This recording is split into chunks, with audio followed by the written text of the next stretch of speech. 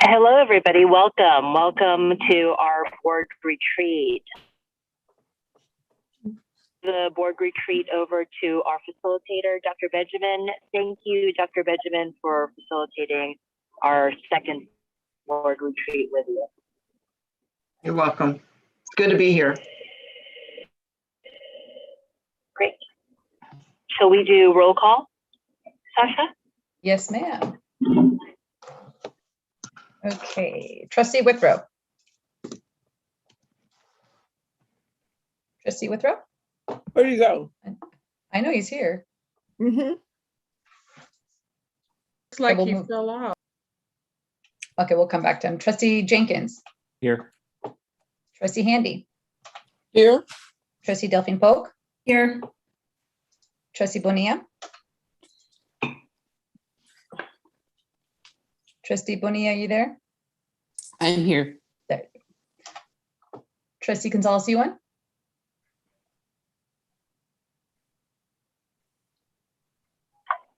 Trustee Gonzalez-Yuan, are you there? Can you hear us? I see him online. He's muted. I think he was muted. Unmute. Okay, Okay, so my audio settings, the mute, unmute have disappeared off my screen. I'm gonna log out and log back in, see if I can regain my controls, which have all disappeared. okay. Trustee Napolia Bellaris. Yes, here. Okay. Trustee Withrow, are you here? I'm here now. Oh, there you are, sir. Okay, great. You have a quorum. Great. Thank you. And so, Chancellor Dr. Benjamin, I heard that, Dr. Benjamin, you're just going to lead us through the agenda item. Yes, I will. There's lots here. So are you ready for me to get started? Yes, ma'am. It looks Okay. like we're doing the Pledge of Allegiance next. No, it's on the For agenda. retreat. Yes. It's on the Sorry. agenda. Yes. Trustee Handy, would you like to lead us in the Pledge of Allegiance? Sorry, mouthful of food. Shall I move to somebody else? Are you Yes. almost done? Yes, yeah, no, yes, please. Okay. Let's go to Trustee Withrow, please.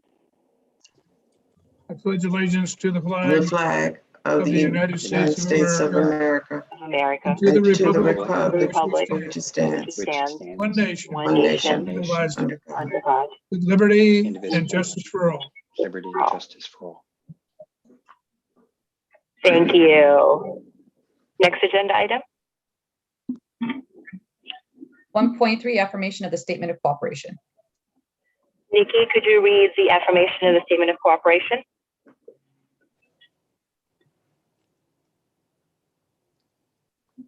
Thank you, Yes, Maisha. I can do that.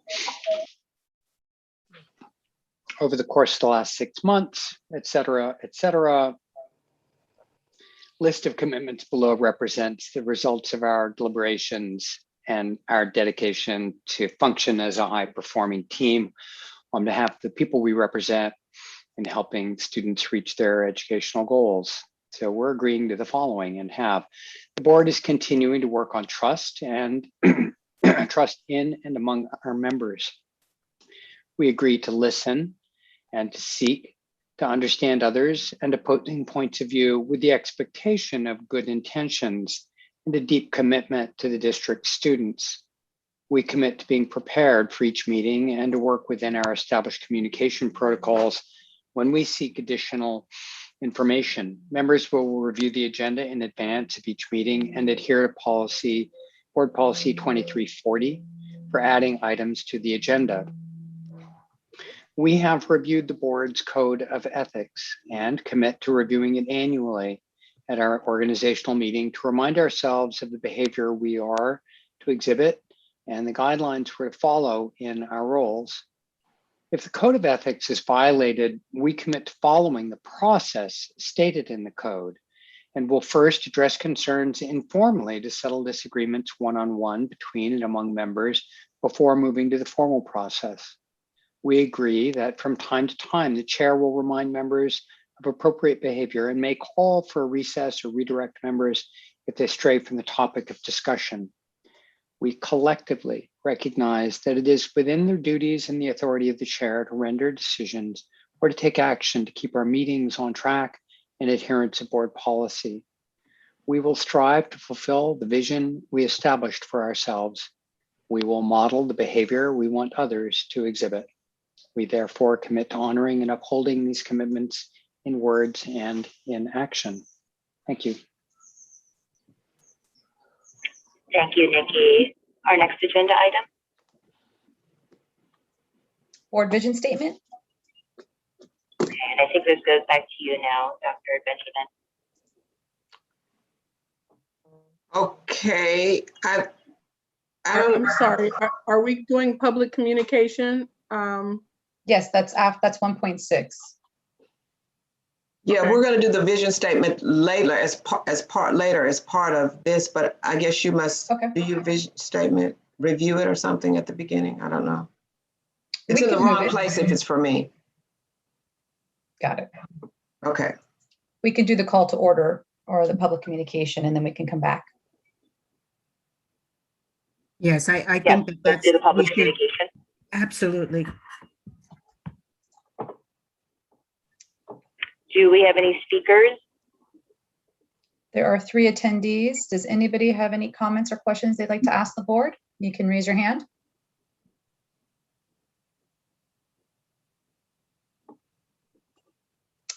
No, ma'am. No public Okay. comment. Okay, no public comment.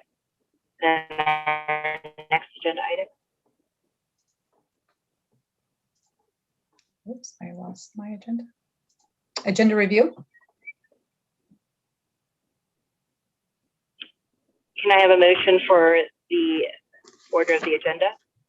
So moved. Thank you, Trustee Withrow. Second, please. Can I have a second to that? I'll second the motion. Thank you, Trustee Gonzalez-UN. Roll call, please. Trustee Withrow. Yes. Trustee Jenkins. Yes. Trustee Handy. Yes. Trustee Delphine Polk. Yes. Trustee Bonilla. Trustee Bonilla. Yes. Great, thank you. Trustee Gonzalez-Ewan. Yes. Trustee Napolia Villareese. Yes, Motion passes. thank you. Our next agenda item. Item 1.8, opening reflective activity. Dr. Jim Benjamin. Yes, it is now my turn. Hello again, everybody. It's good to be here. It's been a year, I think, since we started working together, and oh, what a year it has been. You have accomplished a lot. And so today is our day to review what you've done over the last year. And I'm sure it's really fresh in your mind. I know that in the past, I've talked to you about this, just mentioned this rear view mirror thing. I heard somebody say one time, and a speaker, and he said that there's a reason why the rear view mirror is smaller than the windshield. And that reason is that you use the rear view mirror to look back. It's not a place you stay, you reflect. But the windshield is wide and open. It represents where you are right now and where you're going. And that's where the majority of your attention should be. So with that in mind, I want you to take a rear view mirror minute and think about 2021, July 1, 2020 to June 30, 2021. And I want you to think about the one thing, idea, action, decision that was really very important to you, that was positive, that was a success. and share that item as we go into this retreat today, because we're going to be looking back and forward, but I want you to take a minute just to think about the good of 2021 and share that. And Madam Chancellor, you're part of this too. We'll have you last, but whoever wants to be first. I'll step and go. Good, thank you. So first of all, thank you for working with us. Thank you for coming back, and good to see you. But I think for me, the most shining moment that I've had on the board and the most proud moment that I've had on this board was hiring Dr. Jackson. She's been a godsend. Things are running efficiently. She's responsive, and I think the district is on the right path, and we came together as a team, as a collective, and made that decision. So that's the shining moment for me. Okay, thank you very much. I'd like to second that comment. Okay, but you have to have, I really appreciate your seconding that. I hope that doesn't mean that was yours too. You got to give us another one if it was. That's why I went first. Sorry, that was mine as well. This is Trustee. Yeah, go ahead. This is Trustee Bonilla. I want to preface that June 1, 2020, because it was a tumultuous month, but it was also for me a time where I was right in the midst of working with you, Dr. Benjamin, in preparation for our retreat that came later that month, which was a pivotal moment for the board and for Peralta as a whole. I think so much work has been done, reflective, thoughtful analysis. The board has really had to hunker down and look at itself. And with that has, I think, learned a lot. I know I have. I learned a lot about myself in the midst of a pandemic, and doing some of the internal work with the board has been phenomenal. And I know I've taken, since I've stepped back from the leadership role, it's been good for me to really absorb and see what transformation has been taking place amongst each other. So I've been an observer for the past, say, solid 9 months, and it's been a good place to be because I've learned a lot from watching the board grow in a positive new direction. So that's kind of my overall sense. Thank you.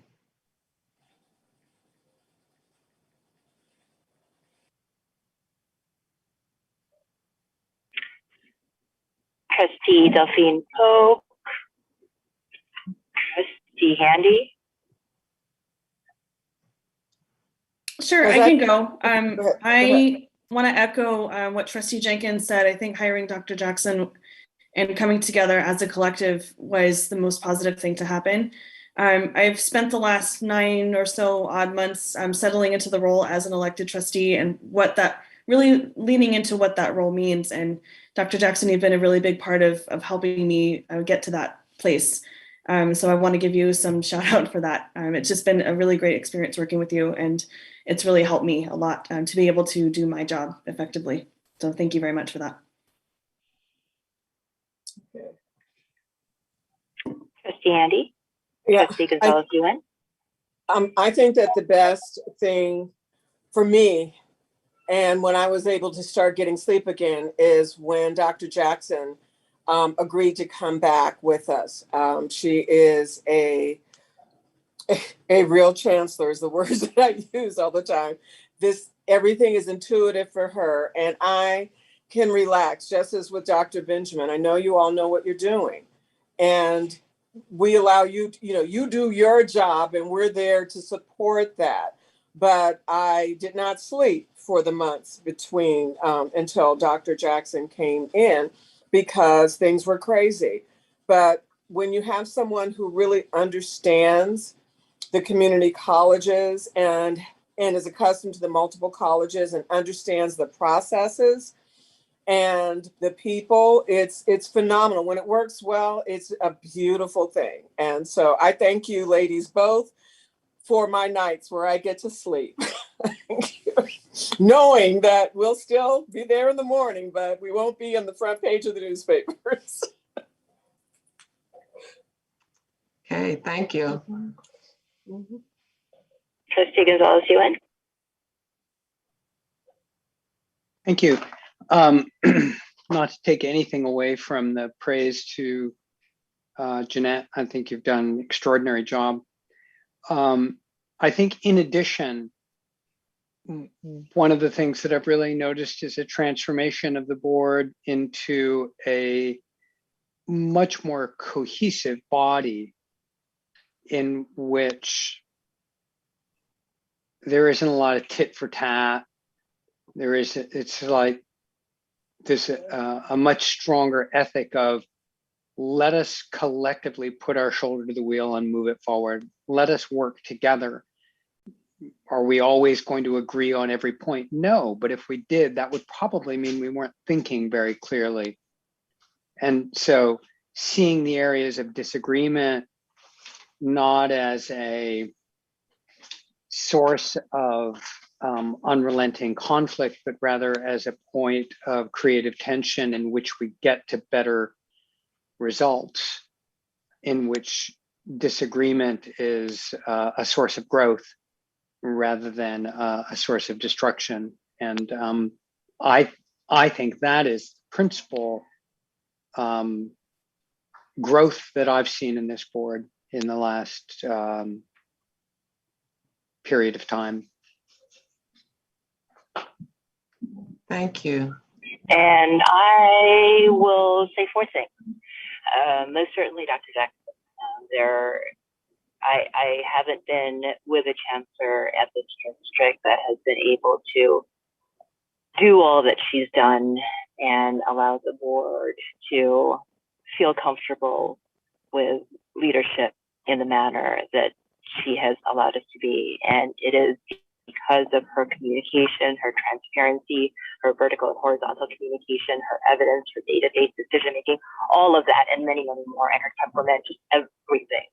And that has been truly fruitful. My second great thing is our two new trustees. These two new trustees are spirited. I love hearing their voices, their fresh eyes, their vision, their opinions. I think that they have been also an incredible send to the board. Number three, this board has come a long way, and whether we realize it or not, or whether we see it or not, this is a different board than was a year ago, and it's been tremendous to see, and it's been tremendous to experience. And then lastly, number four, the college ACC-JC visit. The teams came and they praised the colleges and, the colleges and the college administration and the college staff and faculty. And it was just so wonderful to see how amazing our colleges are. And I think it's allowed us to see that even at the district's dysfunction, which includes our board, that the colleges were able to be so successful. And now I think the realization that went with that was ensuring that we do what we need to do in order to fully support them in the way that they really need to be supported. Those are my four. Okay, thank you. Now we're down or up to you, Dr. Jackson. Okay, I'll remember to unmute myself. I was trying to crystallize it into a single event that I am the most proud of, but it really has multiple faces. One of them is I have been privileged to return to a district where I started, and it represents a lot of things in my life, but that circularness, the infinity, never ending.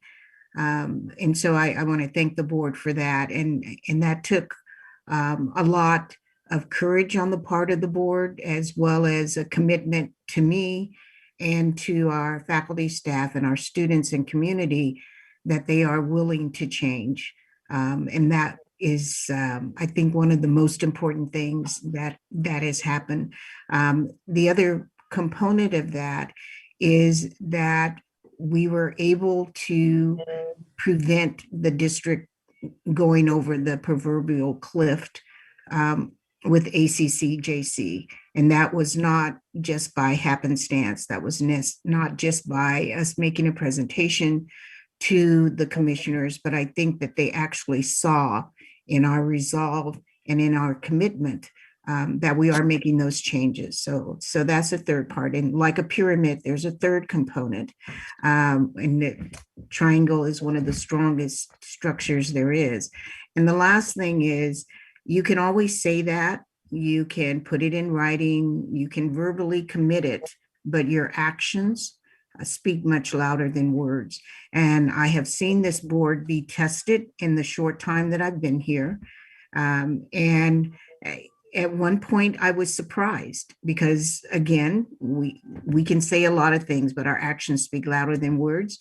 And by their actions, I think they have the collective we, have really set the tone and the direction for the district, because they see it in our actions. And I mean, anyone that's out there now, anyone that views this in the future, will see by our actions that we are committed to change. And I think that ACC saw that and gave us a buy. They still want us to prove that we are doing that, but just by the mere fact that we're having this retreat and going through what we accomplished the previous year and the way forward for the future year, I think is demonstrating our resolve. So, and thank you all for your kind words. It is really my privilege to serve this district and to help us get back on our feet. Thank you. Okay, thank you very much. You should be proud of yourselves because you've done an excellent job, and the word most of you have used is transformation, and that's certainly how I see it, having been a witness to it. So we have, yes. Was somebody wanting to speak?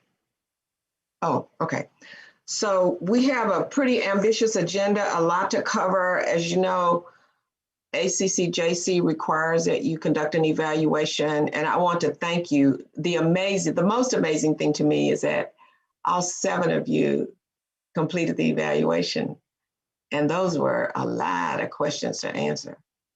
And I appreciate the fact. And then you wrote comments. So you really took that assignment seriously. So we're going to go through the results. Now, we're not going to go through this in as much detail as we did last year, because I don't think it's necessary. Last year was the first time you've done a self-evaluation in a while. So we had a lot to talk about and a lot to do. But we're going to kind of rush through these first 2 parts. That would be the behavioral skills survey and the ACCJC part. But we're going to spend the bulk of the time, I think, on your goals and the goal accomplishments, because it's not quite as tight as I would like to see it. So we're going to walk through, and we're going to use those goals and activities that you established for 2021 as the basis for establishing your goals for this year. You also had a question in the survey about your 3 priorities for next year. So we'll use those in the end. I have that at the end of the PowerPoint. So I have a PowerPoint because that helps to get us organized, lots to do, and we may whiz through this. So Sasha, I am going to share screen. I have that capability. Okay, thank you.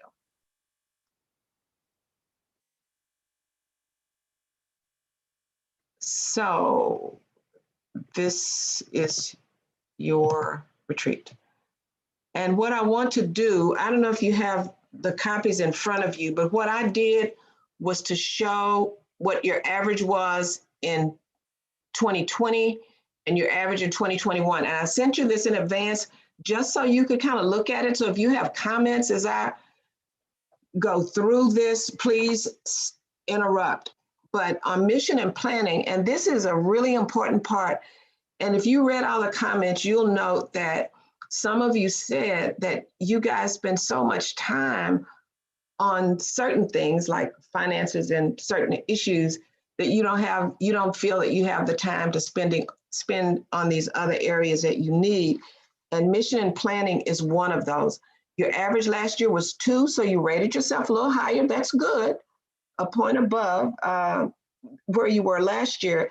And I want to point out that in this group of prompts, you had one, the one that says the board works with the chancellor to update board values and college goals each year. You gave yourselves 1 last year. And I do realize we have 2 new people. And this year that increased to a 3. That's pretty huge. but your average went up to 3. But some of the comments and was similar to what I just said. Someone is feeling that things are getting better now that you have a different chancellor, but you're dealing with crisis situations. And this is a really important area, mission and planning, and because that's your looking through the windshield activity. And you really need to spend some time on that. And we're going to talk about strategic plans and all of that. And then with the one that has to do with all of these plans, you rated yourselves one higher than last year. And maybe next year we'll need to separate those because there's so many plans listed. I listed them all in one, but we might need to separate them because it's hard to, because they all probably have a different, I don't know whether you view all of those or not. You're supposed to. Any comments or questions on mission and planning? Any responses? Okay, so now we go to policy responsibilities. Your average is the very same as it was last year. The board's policy manual is up to date, relevant to the college mission, comprehensive and useful. You increase that one by 1, but you do have some, I think, legitimate concerns here that you need to have. This is one where you said that the chancellor is helping you with this, to helping you look more at policy issues than at these details. And someone says that you don't micromanage as much as you used to with Dr. Jackson, and that you do use your board policies to make decisions, and that's as it should be. But we need to think about what you need to do. Having a 3 is okay, but as a board, you need to be at least a 4 on these. So what do we need to do to get these scores up? So think about that more. Do you understand your role? I just had 3 questions in here. I could add more questions and we could get at it. And you rely on your policies to make your decisions. And you keep giving yourselves average ratings there. So what do you need to do? You need to think about that so that you're performing at a higher level than just the average in that category. Comments? Dr. Benjamin? Yes. I think on some of these, the responses are based on quite a few things. It's if we are where we should be, if coming up from where we were, or its perception. I don't think that the board as a whole doesn't believe that they're dealing with their policy responsibilities, but I think that the way that the questions are worded, at least for me, who reads everything into everything, my answer may not necessarily reflect based on the criteria that I have to fit it into.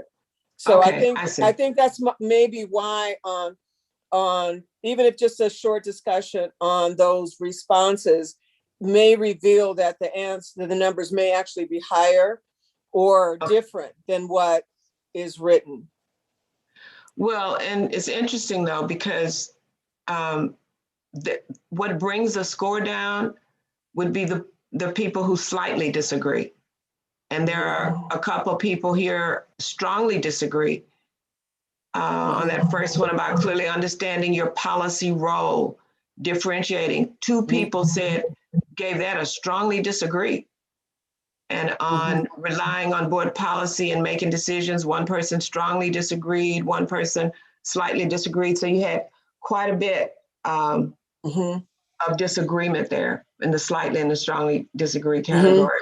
So, but just the way that I see it is that if you're asking me that question, do I agree we're there? I may agree that I'm there, but I may feel that there is still behaviors that show that we're not there.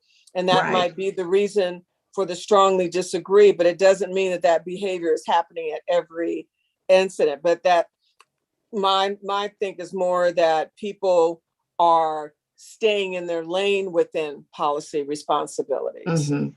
Yes. And so that's why I think it just depends on how people interpret the questions. Any other comments on that one? Because you could be thinking about yourself or one person, board as a whole. Mhm. Yeah, it's different if you're thinking of yourself than if you're thinking Right. of as a board as a whole. Okay. Okay, CEO roles and responsibilities. You landed right where you were last year. Same average. And this year you did have 2 CEOs. And this is one where you need to really pay attention. The board regularly evaluates CEO performance. Well, you have to have one long enough to evaluate one. Exactly. So I think that had an impact here, because I think you were getting close to that point and then you had to change. So the average, however, in 2020 was 1 on that question. And in 21, it did go up to 3 because I think you made some attempts, you thought about it, but that's an area. So a lot of this will change, I think, once you get some consistency in the seat, in the CEO seat. Board members refer inquiries from faculty, staff, and constituents to the CEO and keep the CEO informed of communications and contact with college stakeholders. Last year, the average on that one was 4, and this year it's 3. It kind of went down a bit. So a lot of these have to do with your behavior and your perceptions of your and other members' behavior. But that CEO evaluation one, I think, is one you need to be clear on. And the board communicates clear expectations for CEO performance and provides support and feedback. Last year, you gave yourselves 2. This year, you gave yourselves 3 on that. So you moved it up a notch. But these are all things that you can do. And you can be making notes as we, all of this is leading us up to the goals you're going to have for this year. Comments on our questions on CEO roles and responsibilities. Okay, we're going to go now to community relations and advocacy, and you have only 3 questions in this category. And last year your average was 4, and this year it's 3. And just 2 questions. Board members act and vote on behalf of the general public and all citizens in the district when making decisions, not only college stakeholders. And that one can be tough sometimes for boards. There was 1 person who strongly disagreed, 3 slightly disagreed, and there was 1 strongly agreed and 1 slightly agreed on that one, and 1 agreed. So you kind of, you certainly have different opinions about that one, about how you vote and how you act, and it should be, according to the statement, in the interest of the general public. And the second one, board members rely upon the board president and the chancellor to represent the college in the press. And you know why that is, so that all these different stories are getting out there. And I think we had a pretty good discussion on this when we were going through the communication protocol, which we might need to visit at some point. Comments on that one? Okay, and probably the most important of all, educational quality and student success. Same average as last year, same exact, I mean, you voted the same way this year as last year, no movement there. You exhibit a high priority for student success. That lands right in the middle. Agreed, that should definitely be 5. But why do you think that came in at 3, that you exhibit a high priority for student success? Because I don't think you would say that individually, that that's what you do. That we exhibit, or that's what's happening? It says the board exhibits a high priority for student success, and you gave yourselves an average score, and there's an average rating. Any reason why you think that's happening?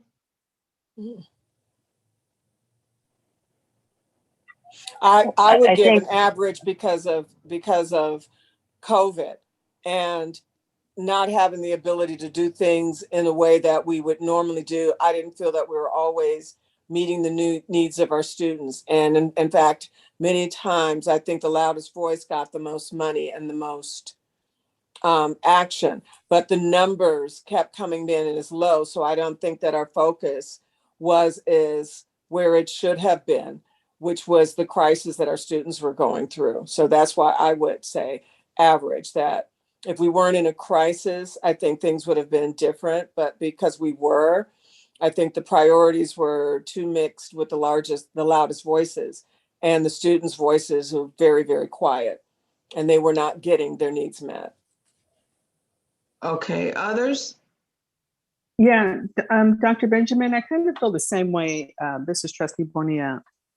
I don't know the interpretation of that question, because you're absolutely right. When you restated it as a board and a board member, I would think that I would answer that differently, right? If I'm thinking of it in terms of our own responsibility and thought about student success, would have rated it high. But I think the way I read that question was more about the difference between what I feel as a board member and what students are actually experiencing, I think, to Trustee Handy's point, right? And so I think that response reflects the reality of students in a very challenging year, where their needs just were not met. That's how I would interpret that response. So we need a little more, we just need to be a bit more insightful as we're reading these, and pay close attention, because I think we may have gone through them quickly. I know, so I'm not making an excuse. I'm just now thinking there should have been an improvement based on 2020 responses to 2021 for sure. But that's just my initial thought about that. Other comments on that one? I just want to remind you, though, as I am thinking about your year, you think about it. You lost a chancellor. You had to go through a whole process, 2 processes, sort of, where you had to get replacements. And then you had like hounds nipping at your heels. The state chancellor's office, you were concerned about that and involved in all that. The accrediting commission, you were facing all these financial issues. Just think about it. I mean, and you're on the other side of it now, which is pretty amazing, actually. I think we're maybe too humble and too honest on things. Yeah, and I don't know, and I'm just saying there was a lot, and I'm thinking maybe that had you had so many other things to think about. I don't know. Anyway, but you didn't increase it from last year, and then the pandemic, I didn't even mention that. And all the things that had to happen there, and your involvement in that, and your concerns about what was happening to students, and if they had laptops, and if they get to their classes, and the athletes, and the this and the that. There was a lot. Okay, so we go now to financial responsibility, which is huge, and the average is the same as the year before. No movement there, according to how you answered these particular questions. And I just had 3 things here. You're sure that the budget funding is allocated to the highest priorities of improving student success and outcomes. You support difficult enrollment management and budgeting decisions by the administration to adhere to the adopted balanced budget. That's always a challenge. You gave yourselves average ratings there. But on number 4, you said, you raised yourselves high here. You got slightly agrees on this. The board maintains an adequate financial reserve of at least 5% of unrestricted funds as required by the ACCJC. So you rated yourselves higher there than the other 2 areas. Some good comments here about finances. Any comments anybody want to respond to your ratings here? Okay.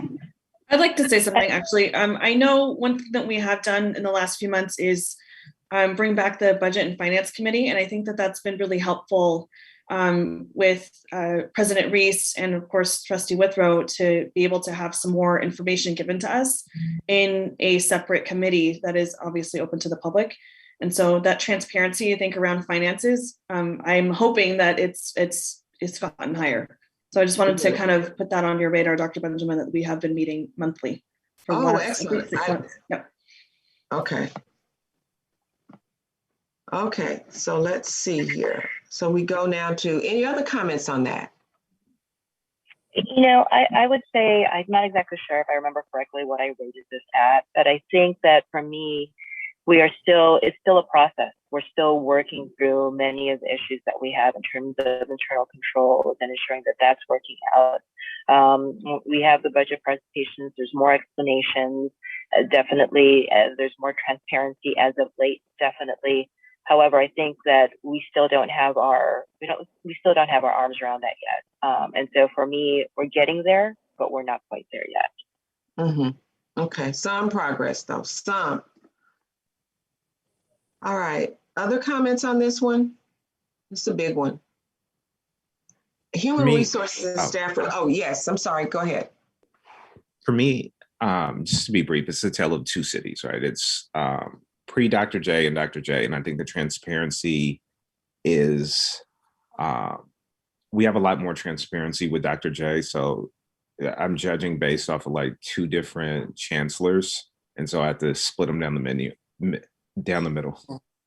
Mm-hmm. Mm-hmm. Okay.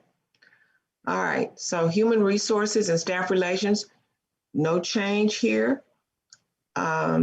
Where you rated yourself lowest consistently over these last 2 years at a 2, board members monitor progress on faculty and staff diversity and hold stakeholders accountable for progress. So I don't know if that means you don't receive reports, or maybe you're responding and you're not. You need to examine that so that you can get whatever it is you need for that, because you should be monitoring it. I'm not sure what it means. What was in some of your minds as you read that? As you answered that one, that you don't read the get question the again. Could you read the question again? says, board members monitor progress on faculty and staff diversity and hold stakeholders accountable for progress. And 4 of you slightly agreed with that, and 2 of you agreed. The average there was 2. I'm just curious about the ones who didn't agree. What is it that you're not getting or doing that you think you should be? Or you're not monitoring it? That's what this suggests. Mm-hmm. Well, monitoring monitoring implies micromanagement. Are we receiving reports on that? That's how you monitor. Right, but are we receiving reports on that? But for me, I look at the bottom line. I look at the number. Are we getting a diversity? Are we getting survey? And when I don't see the answers, then to me, what we're saying, what we're being told is not what's actually happening, because I'm not seeing a difference. So that's why I don't see any more diverse things happening or any actions toward that. If they're going on, I don't know about them. So my would not be high. Plus the flux that we were in with HR until most recently would not allow me to say, oh, everything is moving great right now, because no, we may be moving in the direction, but I'm not seeing a lot of change. I'm seeing people still having the same type of challenges.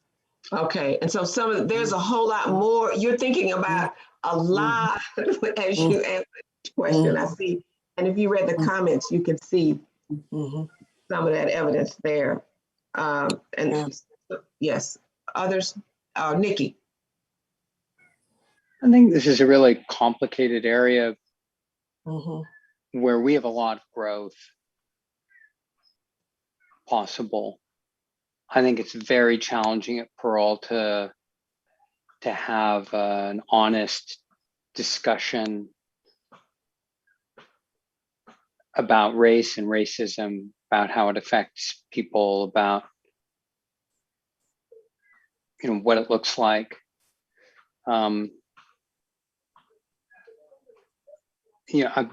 At the invitation of I think all of us got invited to the that intergroup dialogue process. Yeah. Maybe some people saw it, others didn't. But it was like a month-long process. You had to commit to go to 4 sessions. And so I went to those sessions, and I was really excited that people took the initiative to set them up. It looked like a collaboration between Siri's office and Academic Senates and the PFT, and I don't think SEIU though, but I'm not sure. I couldn't be sure about that. But what I saw was a lot of white people, a lot of Black people, and no one else. There were like literally maybe 2 Latinx participants, maybe 2 API participants. And the trainers themselves weren't really representative. There were 2 trainers. And it was really, I try not to like put it down because I was really happy that somebody was trying to do something. But both in the who showed up as well as the quality of the discussion, it just was like, oh, this is painful to watch. That we have so many opportunities here to do better. But I don't think we have a pathway to do better. And I think that part of the HR function is to be thinking about this, but it's not just going to be HR, it's going to be a whole thing. Mm-hmm. And I think as a board, we don't do well on sort of an easy discussion about race and racism. It's a really complicated, hard area where I don't think there's a lot of trust. And frankly, I don't think it's possible to make tons of progress at a personal level without a lot of trust. And so we've got some opportunities as a board to develop that trust. And so I wouldn't rate us real high. I think the opportunities for miscommunication in this area are so great that people don't speak up very much. And I'm sitting here like really trying to parse my words carefully to not offend people, not to hurt people, to try to contribute in a positive way. But I think we've got a lot of growth. The one part on this that gives me the most hope is that in my experience, it's that when we're able to tap into that diversity of perspective, that's really where our strengths are. I just think we're nowhere near tapping into that potential as a district. So, we've got work to do here, but I don't think we're doing great. Wow. And on this other one, you gave yourselves 3 last year and 2 this year in the one that reads, board members refrain from directing or interviewing in the hiring selection process and managing the work of staff. So that went down. There were 2 strongly disagrees, 2 slightly disagrees, 1 agree, and 1 strongly agree. And Dr. Jackson, I think your hand's up. I was going to make a comment, and really it's an announcement, and I'm not sure if the trustees know about it, but to the point that Trustee Nguyen was speaking, there is a workshop that the league is putting on Thursday of this week from 6 o'clock to 7 o'clock or 7:30. And the title is DEI in Action, and that's diversity, equity, and inclusion. And it's geared towards CEOs and trustees, a partnership to advance DEI. So I was planning on attending. I would hope that other board members, and I will send out that announcement because I think we have to self-help each other first before we can collectively try to help as a board and a CEO. So just an announcement to that point. I think we have to train ourselves up first to be aware of what DEI is and then work together to try to promote it within the district. Okay, thank you. So we go to the last section on board leadership. Did not move from last year. At least we've got trend data now. We'll see what you do next year because I think these will get better and better. Board leadership average is 3. And last year, the query that reads, board discussions and relationships reflect a climate of trust and respect. Last year, your average was 1 on that one. And this year, it made a slight increase to 2. That's your lowest area under board leadership. The rest of them, board members exhibit integrity and professionalism in fulfilling their role. Last year, there was a 2, and this year there's a 3. So at least it's moving these areas in which your performance has been low, according to you, at least you're moving up. Any comments on this one? Would love to hear the comments on the first of those 2 questions, so that we know how to improve, right? But for those that felt that it was pretty bad, would love to know. This comment, there's some written ones. One here is, this is a Ronald Reagan kind of reference, trust with verification. The new enlightened board does not erase the damage that caused the distrust. The relationships are civil, but let's take out trust and respect because some do not deserve that respect. Better, however, there still needs to be work around how we talk, impassioned or not.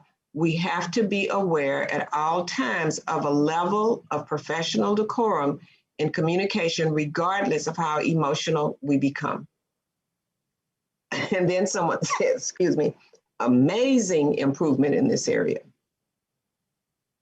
And another says, I have a lot to say regarding board leadership. The largest concern I have is the lack of communication from the board leadership to the rest of the board, which makes the information we get feel curated. I have no doubt that a lot of information shared between the CEO and leadership, none of which is shared with me, and I often have to cast votes without the information I would be comfortable with. This has been an issue, et cetera, et cetera. It's a real concern there. I think the Board of Trustees is doing an excellent job focusing on BP and board goals to improve the overall fiscal performance of the district and to meet the needs of the students. The deficiencies are in compliance by board members and not the board president. So those are some of the written comments. Any verbal comments right now from anybody? So I think, no, there's one more. Conduct of meetings, our all-time favorite. Your average is the same. So let's see. This year, there's only one, and this is consistent when we've got to talk about this. Board discussions and relationships reflect a climate of trust and respect. Last year, that average was a 2. This year, that average is a 2. Board understands and adheres to the Brown Act. It went up. You went from 3 to 4. Board members are disciplined in keeping their comments brief and refraining from leaving the meeting for individual sidebar chats and in refraining from posturing and commenting on every item. So you went from 2 to 3 there. There's improvement there. You went up in every area, but there's still this climate of trust and respect has come up again here in the conduct of meetings. And we're going to go through the statement of cooperation because all of that's in there. And maybe we can get to that. This says comments too focused on minutia and not focusing upon the students and the community. The board has made significant progress on staying in their lane. We have more work to do as some board members continue to share details about day-to-day operations that go beyond our role as trustees. You cannot dictate trust or respect. It must be earned. Questions I've submitted about consultant spending and technology have not been agendized and ignored for over 8 months. One trustee does not limit his comments, extending meeting for over an hour, exclamation point. The general public has complained about not getting on for public comments. Staged actions by the unions has been supported and instigated, and I believe the board has lost control and is now a vehicle for labor and not the public. We are still working on trust, but we're working more collegially. I've heard that in some of your comments. Trust and respect is a two-way street. I don't feel like the board leadership does much to build community with me. I also feel that some, not all of my colleagues, bend the rules of the Brown Act. So those are some of the comments. All righty. So that is the objective behavioral skills part. We're just going to go, and I'm not going to spend very much time on the ACCJC piece because we're going to get to that later. You've got a lot of recommendations. So there were two, I had all these questions here for you, and there were two areas in which you had 100% agreement, and that's a good thing. And that is that you said, all of you said you meet these two. A majority of board members have no employment, family, ownership, or other personal, financial, and I didn't write the rest of it, but you know that one. That's and 100% of you said that the governing board publishes bylaws and policies specifying the board's size, duties, and responsibilities. So I see that as very positive because there are two of these you agreed. It's a very low benchmark, Dr. Benjamin. Yes, I'm just So we have these two that are 100%. We'll take it. Thank you for the kudos, I guess. Yes, absolutely. Nikki?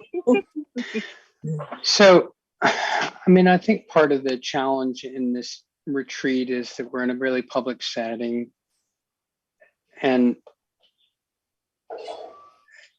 you know, we have history where I'm not trying to focus back on bitterness in history. I'm really not.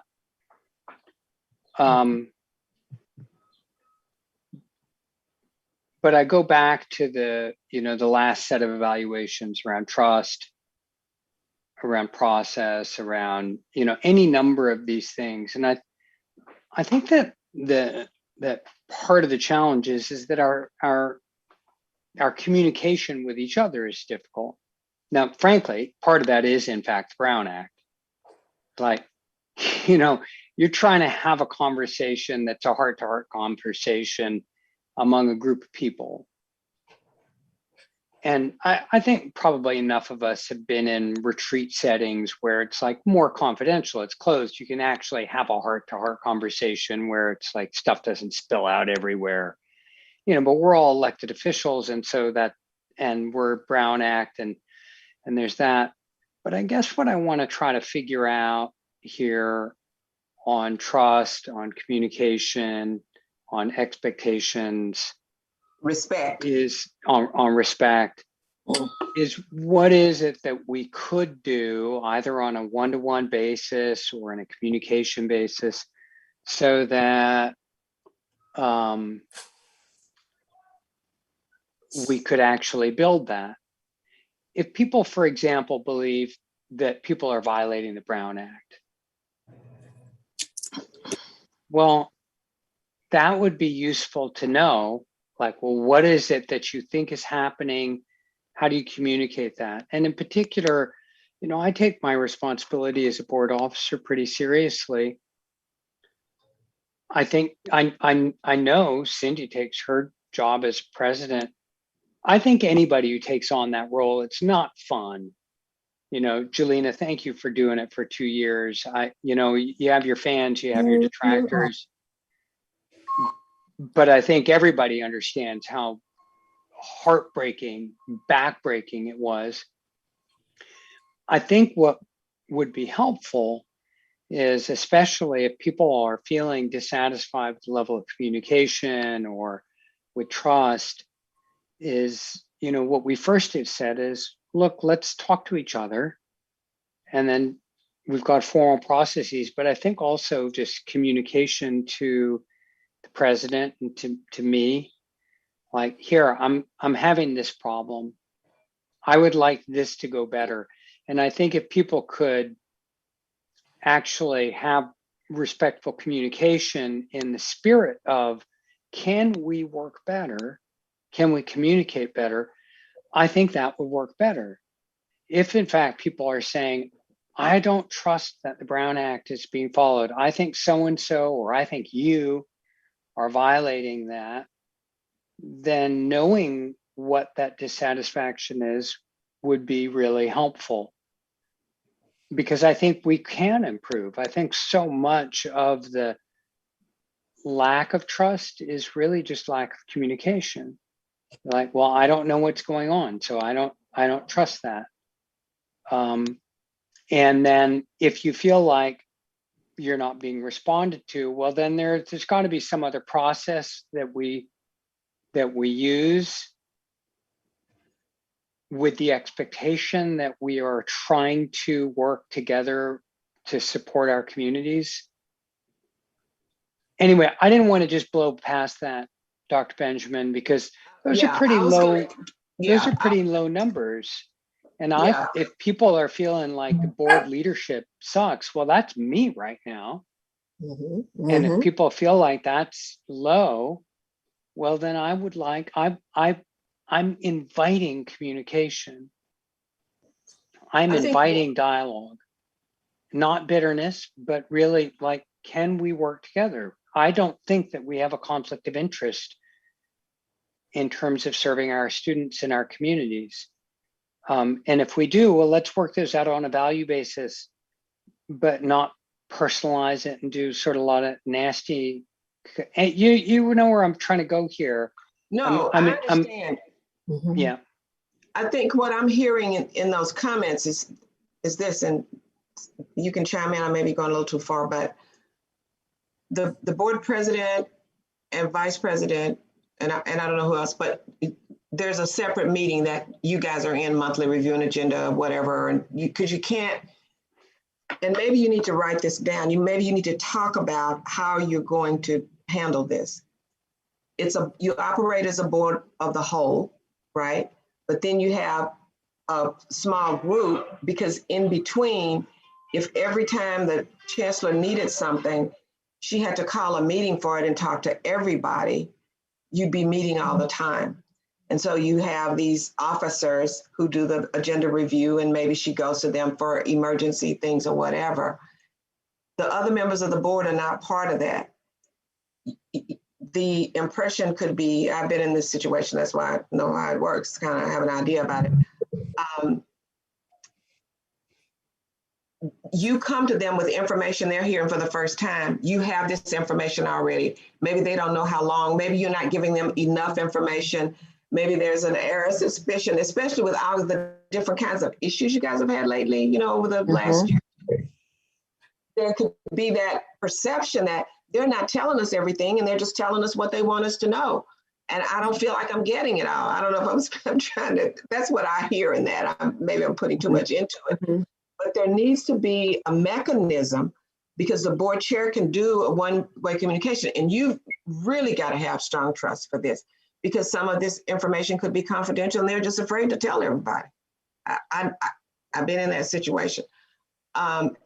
So you need to discuss how you want to handle that as a board so that people have a comfort level with it. I think that might help some. And when you have these meetings, if something comes up, you could do a one-way communication that doesn't give the whole thing away, because you don't want to put too much in writing, and especially in email, but you could say a certain thing came up, we will discuss it in detail in closed session in our next meeting, so that they're not thinking, because you see, if it's one of my little Hellenisms, but if you do not tell people what is going on, they are going to make it up. And they are going to make it up. It's what they make up will be much worse than whatever happened. So I don't know if I captured it for people who are concerned about that, but I think you need some kind of protocol, because you guys have so many emergencies and so many things that the chancellor probably has to go to you for between meetings, that it needs to be demystified for the board so they feel comfortable. And if people feel comfortable talking, please do. I see Linda's hand and Cindy's hand. Yeah. And Bill's hand. Okay. Yeah. I wanted to say, going back to some of the earlier comments that you made here, I think the board is trying to move in a better direction, because that is more comfortable for everyone. I'm going to be absolutely honest here, and my answers and my responses are based on what it's been like to be a member of the board for the past 2 years.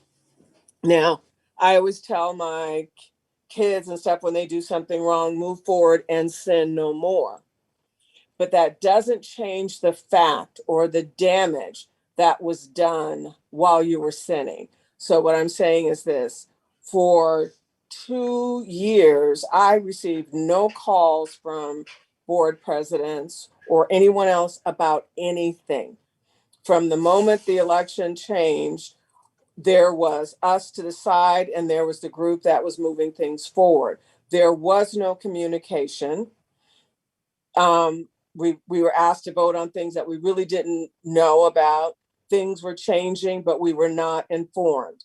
Now, people can say, well, it's different now, but you've got to understand the pain that you caused your board members, the trust that was lost because of those behaviors that put us now at trust with verification, because we were totally alienated from everything that was going on, including the selection of the board officers.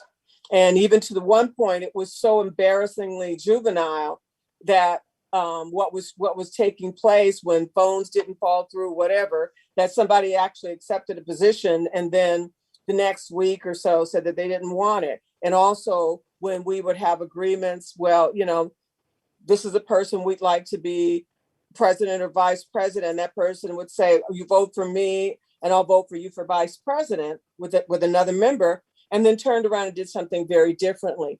So here's the thing. It's like you've been in a domestic violence situation.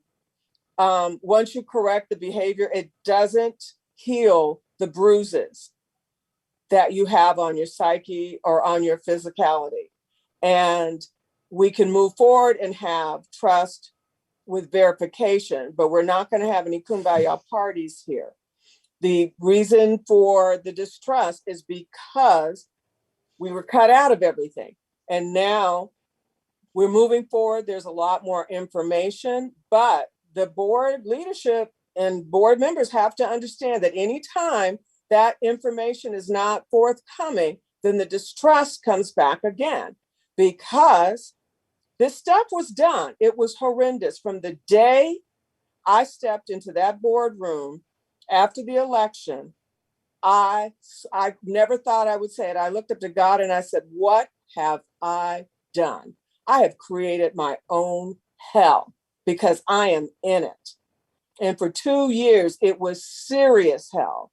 So that will account for a lot of the lower marks, but I'm going to say I'm not the only one that was experiencing that. So that will account for some of the responses. We can move forward and things could get better and we could rate that, but it would be a mistake to think that damage was not done to those who were the recipients of the exclusion.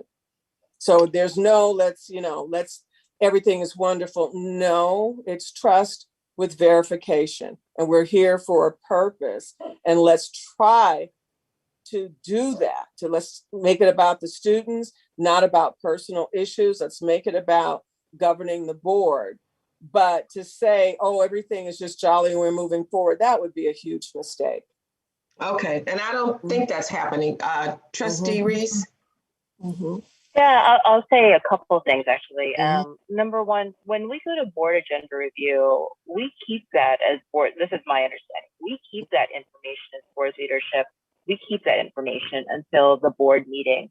And at the board meeting, that is when it comes. That's when it comes up. I have never been under the impression that between the board agenda review and the board meeting, I am supposed to be conveying that information or whatever information as a one-way communication to the board. I'm not going to have side conversations with individuals from our board agenda review to what's going to be at the meeting.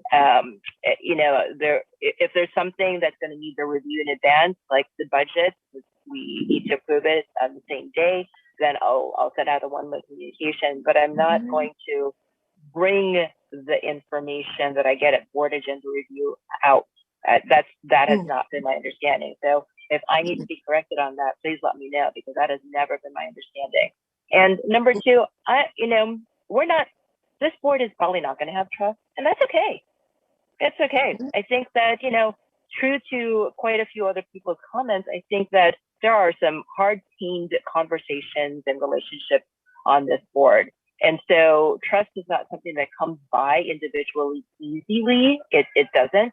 But I don't think that that for me, at least as a board president for this past year, has never been about trust. It's been about how do we move from our own personal issues and antagonisms and acrimony to what we really need to be doing as board members for our students and for the functionality of the board. That's always been what it's been for me. But I think clarification on the first part would be important because that has been my understanding. No, and I wasn't referring to the development of the agenda. I I was wasn't talking about other things that you may talk about or that may come up. You wouldn't pass all that agenda stuff because that's typical, and then people just bring in, that's routine rather, and people bring in at the board meeting stuff, I guess, that they want on the agenda. You have your process for that. But if there's some kind of emergency that you got to work through in between meetings, and people feel, then when they hear and they realize it's whatever it is has been going on and discussed between the chair and whatever for weeks, that's when you get that suspicion. You know what I'm saying, Cindy? Yeah. That's the kind of thing I'm talking about. I think that's what's happening here. Bill? Thank you very much. I view this as a very important type dialogue to look at the whole stratification of issues that Dr. Benjamin, you brought up, and recognizing that all 7 of us have a different background. We bring different skill sets to the table. We look at things differently. But the bottom line in our current situation that really bothers me because I can tune out a lot of things, been involved in a multitude of things over time. And so I don't take just a lot of things aboard, and if I do, they don't stay there very long.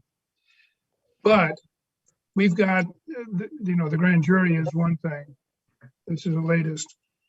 But the accreditation people are viewing it. The state level is viewing us in a way because they're interacting with employees and students of the Peralta colleges, whether it's at the district level or down below. And two things. They sense that the board feels that everybody in the entire organization works for them. This is their perception. We view it that way, number one. And number two, that because of that, all of the negatives and whatever are the result of either proof action or lack of action on the part of the governing board. And it seems to me that we not only have to look at the stratification and the dialogue and the methods of communication between our colleagues on the board and but we need to understand how to project it in a positive way throughout our organization and the community. And we're looking at an organization that's down 25% in enrollment. And I can tell you, being a community type and having still involved more in the community than I am internally within the Peralta Dam, but we're not looked at very positively. We're not looked at it very positively. Just an awful lot of our citizens, if you will, from our service area, go to schools outside of our area. We don't know why, whatever. I mean, I'm sure there's no simple answer to it, but we need to, in my mind, look at it from the standpoint of pulling back and look at the macro. People can say it's policy, but it's more on the macro level, and truly convey that we're spending our time and dialogue, and especially in open meetings, on student success and looking out for the students and what they're doing and how they're doing it and where they're not achieving and what are we doing to help them achieve whatever their goals are or establish goals. We have an awful lot of our students that don't necessarily have goals. So I think, again, getting back to this issue of, it's a perception issue. It's a perception issue, and we're not coming across well. We're not coming across well. I don't think we're coming across to the degree that, quite frankly, we should be seen. Neither here nor there. It's our responsibility to modify that perception. That's all I've got. Okay, Trustee Jenkins. To the point about board leadership, it's an interesting time to be on the board and to be in board leadership. We're dealing with declining enrollment, COVID, and like I keep harping back on A Tale of Two Cities with the former chancellor. And the difference between the two chancellors, we're getting more information now.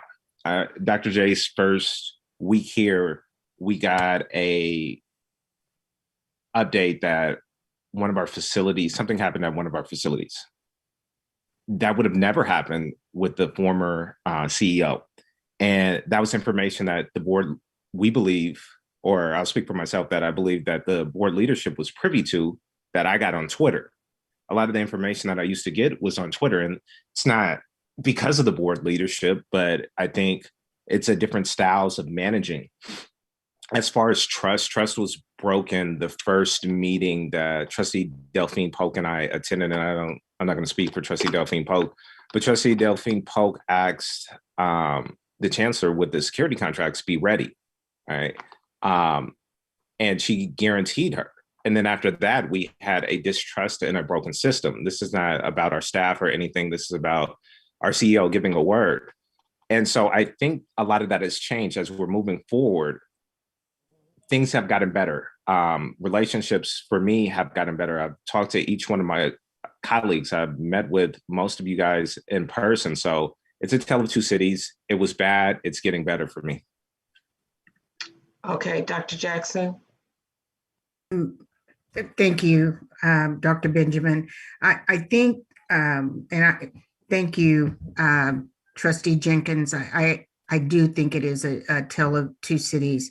And I think that in some cases, and I'm not trying to speak for the board, I did not take the evaluation. And in fact, this is really the first time formally that we're discussing this, and it is being done in an open session.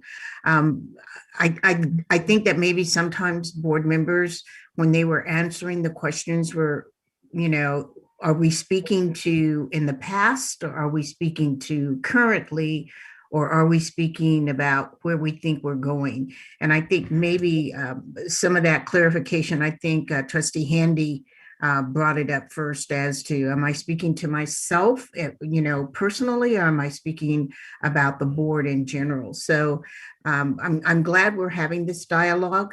I have tried to maybe overkill in providing the board with information, and that's a prime example of an incident that happened. It was an incident that we took care of, but I did want the board to find out about it from me, not from Twitter or from tweets or text messages, because I really think that you have to build that trust. It isn't something that is legislated. It really is something that is earned. And I do believe that we're on the right track. And I hope that when we do this self-evaluation next year, there will be some changes in some of the answers to the betterment of the district. Yeah, and there are some changes from last year. There's a difference in this year and last year. Gradual kind of movement.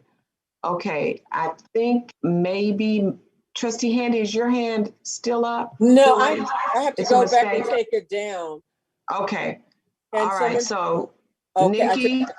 I did put my hand back up. And so yes, I just Nikki. want to reiterate, I'm about open communication. If you have a thought, a concern, particularly if it relates to me directly, you hear a rumor, or you see something off, I got open door, man. And, within the confines of the Brown Act, because, that limits us to conversation with two others, right, on a particular topic. but I really would love it if we would quit operating on rumor and innuendo and on bad feelings.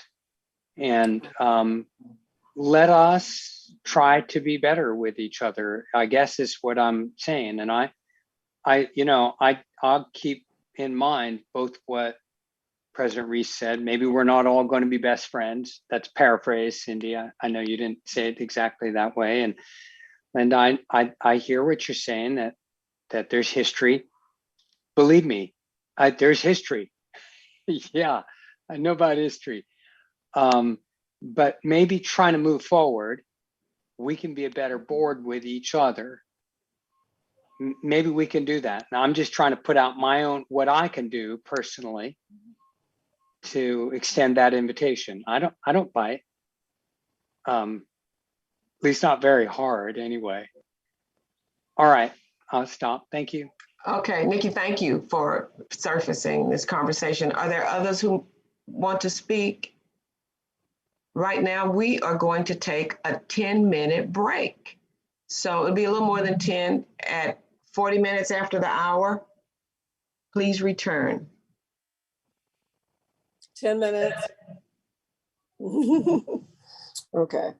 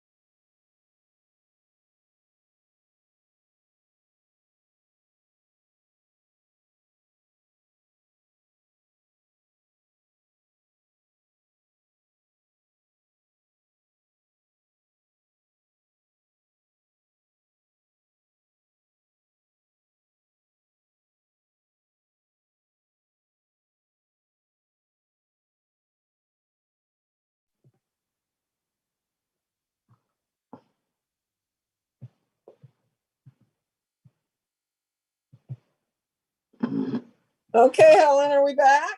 Yes, ma'am. Okay. Had to bribe the Alrighty. dog with some more treats.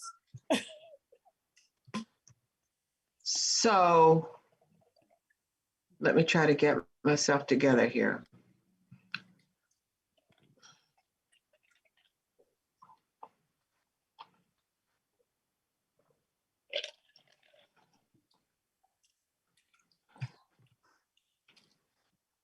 So we have a little ways to go, but I'm trying not to make it so boring.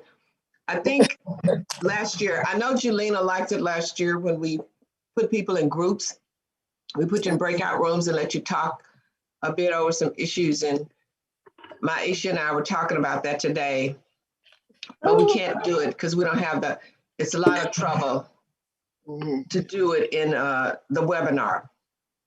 So you have something new that we did. It's not quite the way we want it. And I have to really thank and acknowledge your board president, because she worked so hard on this document so that we could have the progress, some progress incorporated in here for these key actions or activities we laid out for you last year.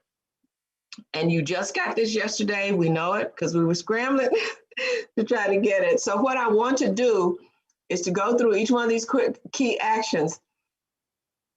We have the major goal. For example, the one you see before you now was educational quality and student success, what our definition of that is, and then the related district goals to which this board goal, educational quality, is connected. So we have key actions. You can see A there. And what Trustee Reese did was to go through your board reports and find evidence of how you met these things. So, and the staff did a little bit, but she did the majority of this. So I thank her for it. I just didn't know what you did. I couldn't do it. So she really was instrumental in getting this done. And everything that happened, I don't think is here, but it's enough to give you a sense. So we're gonna go through each goal and action, and then thanks to Maisha, we have polling set up so you can determine what you want to do about this particular action. And you'll see in a minute. So this one had to do with educational quality and student success. I think there are 5. So the first one, you said one of the actions was that you wanted to receive disaggregated reports on retention, completion, graduation, whatever, on student progress at the program level, including how students are supported. And then if you look at the right, on the progress side, you see 2 examples of your receiving that kind of information. You got a disaggregated report and analysis on the impact of COVID-19 on higher education. You had a guest to come in and talk about that. And then on June the 8th, you received the student services report. And what does it take for students to succeed at Peralta? That was the emphasis on that report. So those are 2 examples of things you reviewed, participated in to support this key action. Are there any comments or additional comments or anything about that? And think about whether you would want to keep that one or not, because that's what you're going to be polled for in a few minutes. And then on B, you said you wanted to engage regularly in meaningful discussions about students and their success. So what you see on the right-hand side there is the progress in that area. And there are 3 things. You received information on services offered to student athletes. I think you might have had, the coaches came to the board meeting. You had that conversation. I'm sure that was a meaningful discussion. The student services reports, you had 2 on the February 23rd and 1 on June the 8th. And then your committee on student success and accreditation had a 10-minute teaching and learning presentation 4 times a year. So you got into some meaningful, it seems, activities as directed by this key action you said you wanted to take. Just clarification on that last item. Yes. The committee started talking about having the teaching and learning presentations at the board meeting, but we didn't actually have the you didn't actually have at them. The committee. Yeah. But you're talking about the board in that bringing way. them to the board. Right. Mm-hmm. Comments, questions on that one? Reactions at all, any type? Do you remember doing and receiving these things? I'm sorry. I just took myself off mute when you said that, so you got a laugh out of me. Yes, we remember. And I just want to thank you and thank Trustee Reese for refreshing our memory on these, because this is really helpful. So super excited that this is being documented. Yeah, you do so much that you don't even realize you're doing, because you're focusing on a lot of things at once. So on your action of ensuring availability of adequate classes, you, according to this, after you saw the P1 and P2 reports, you remarked on every decline in enrollment and specifically have brought up the necessity of right-sizing expenditures for enrollments. And that's important. You're reacting, which you should be, to reports you're receiving. The fourth one, you wanted to use established and other mechanisms to hear student voice. So one of the things I discovered in here, because I didn't know, I know you have 2 student trustees. I know you have more than that, but you had only 1 this year. And that was probably because of COVID.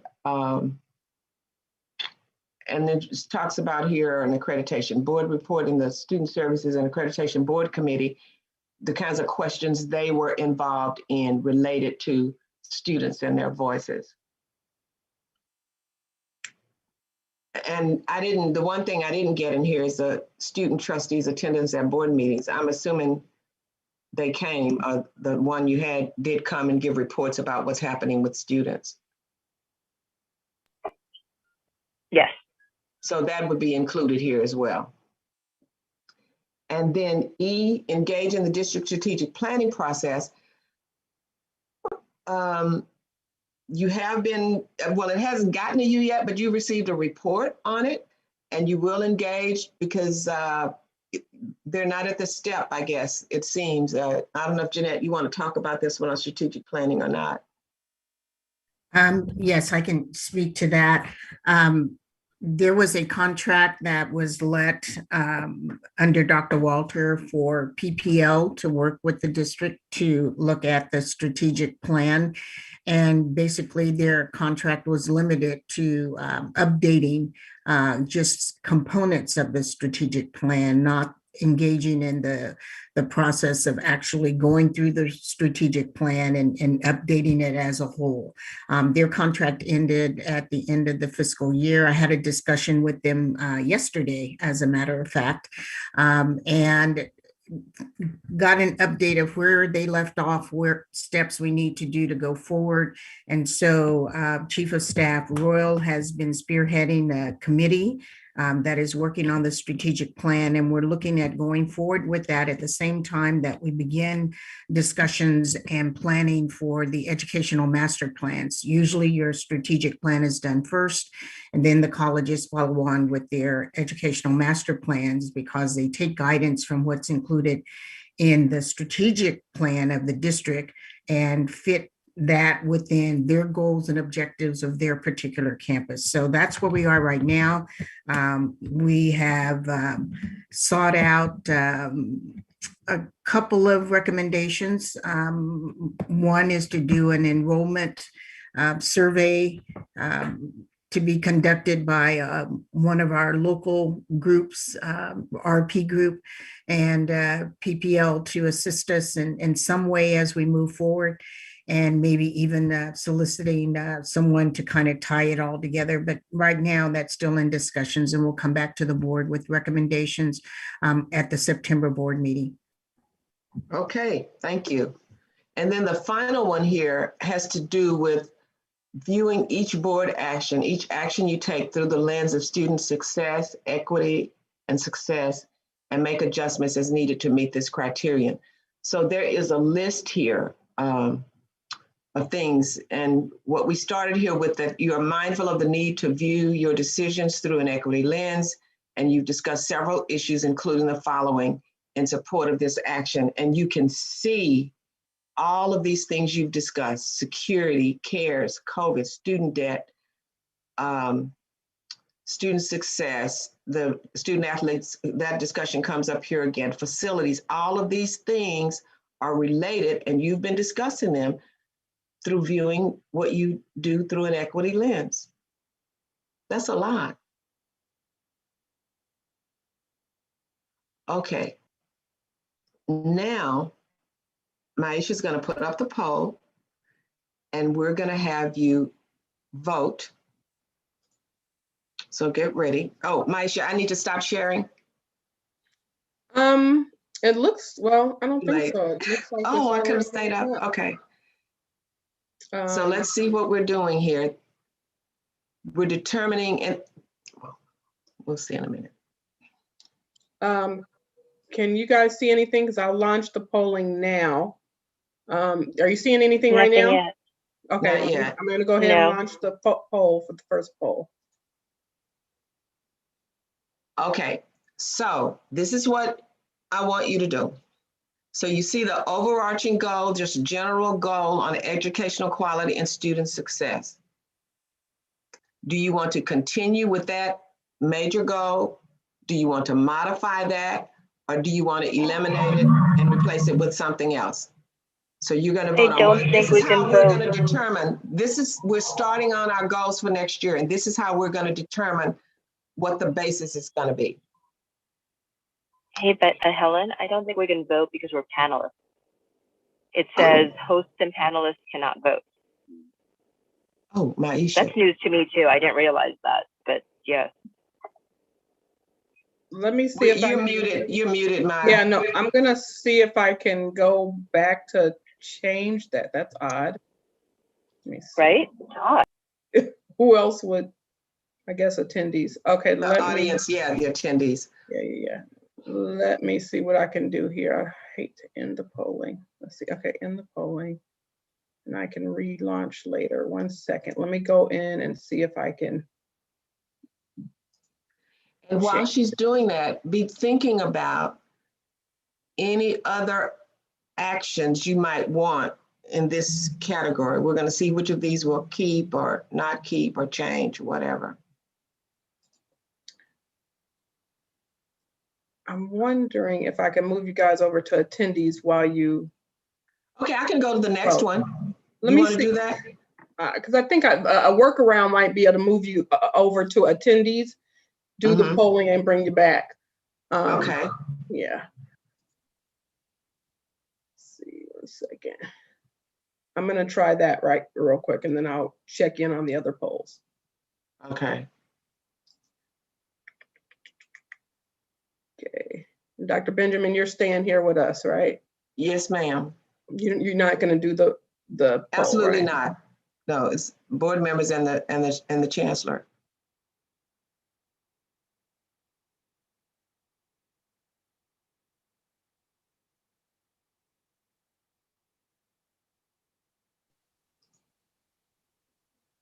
Okay.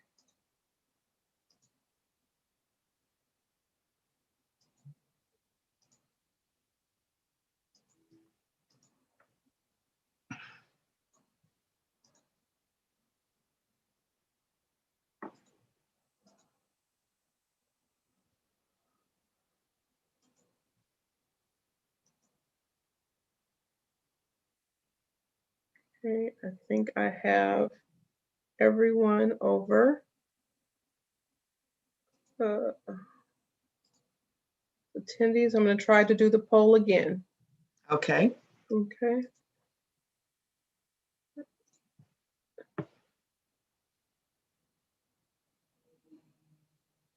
Oh, there we go. Great. All right, so are we ready for them to vote now? Yes. So on this major overarching goal, do you want to continue with this goal, modify this goal, or eliminate this goal? Please vote now.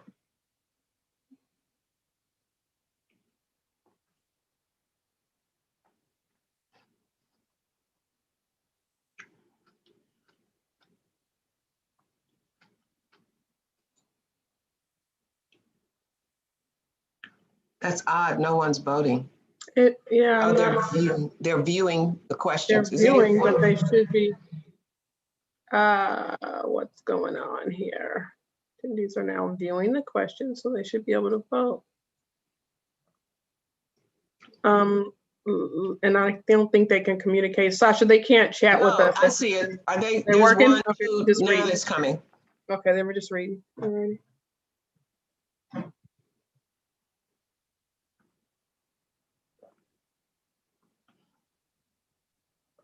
I know it's killing her. She can't speak. They're sending chats. They voted. Yeah. And I was laughing at Linda. She said, I voted. I can't speak. We just cut off her ability to talk. That's like murder. It sure is taking a long time to register. Usually people vote quicker than that.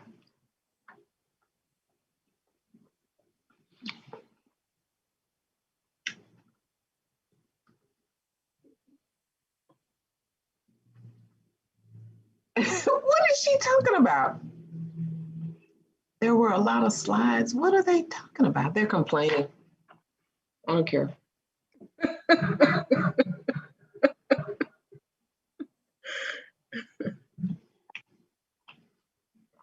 So there's 5 of them. Should be 8, right? 7. Oh, I mean the. So there's 7 Goals trustees themselves? and Jeanette. Okay. Oh, they voted on all of them? I guess they voted. Are they voting on them? Yes, they voted on all of them. All of the That's- polls? It only shows board goal poll number 1. No, I see They 7. can't There's submit 7 of until them. they voted on all of them. Shoot, that's okay. Well, let them go on and vote. That's why they're saying they're going to kill me. 8 Oh. slides. 8 slides. Oh. No, that's okay. They weird. were going to have to do the others anyway. Yeah, but I wonder why they even have you separated if they're going to put all the polls together. Who are the other 5 She people said that are I supposed only to voted vote? on 1 and now. And now she has no slides. Oh, she's the 7th person that we can't get. Can you scroll down and see if they voted on key action number 2? That's what I'm saying. It's not showing that for me. Do you see that? It's board goal Mhm. 1. I don't know why, but Oh, I can no. see all. I can see all of the. All of the slots? Really? Is I it can the see all whole- of the polls. I can see the All polls. of the with polls? Yeah. That's interesting. I don't know why that is. Okay, well, we're going to work with it, whatever it is. So, Sasha, what do you see? What are they doing? We've got 6 different goals with at least 4 or 5 things or 6 things under each goal. Are they seeing all of those? I just see. I don't know what slides they're seeing. I can't vote. I just see board goal number 1 at the top, but then I see 1, 2, 3, 4, 5, 6, 7 questions. Yeah, Okay. yeah, that's poll number 1. But see, she so saw they're- goal 4, goal 5. It must be Yeah. all of it. And so Trustee Gonzalez is indicating that the issue is that they've only had the discussion on the first goal. We were trying to just do 1. No, We didn't get to test it.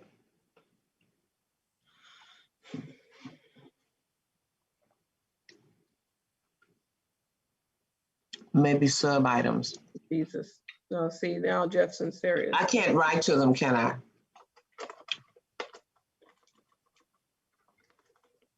This is hilarious. It's like watching a reaction video with commentary.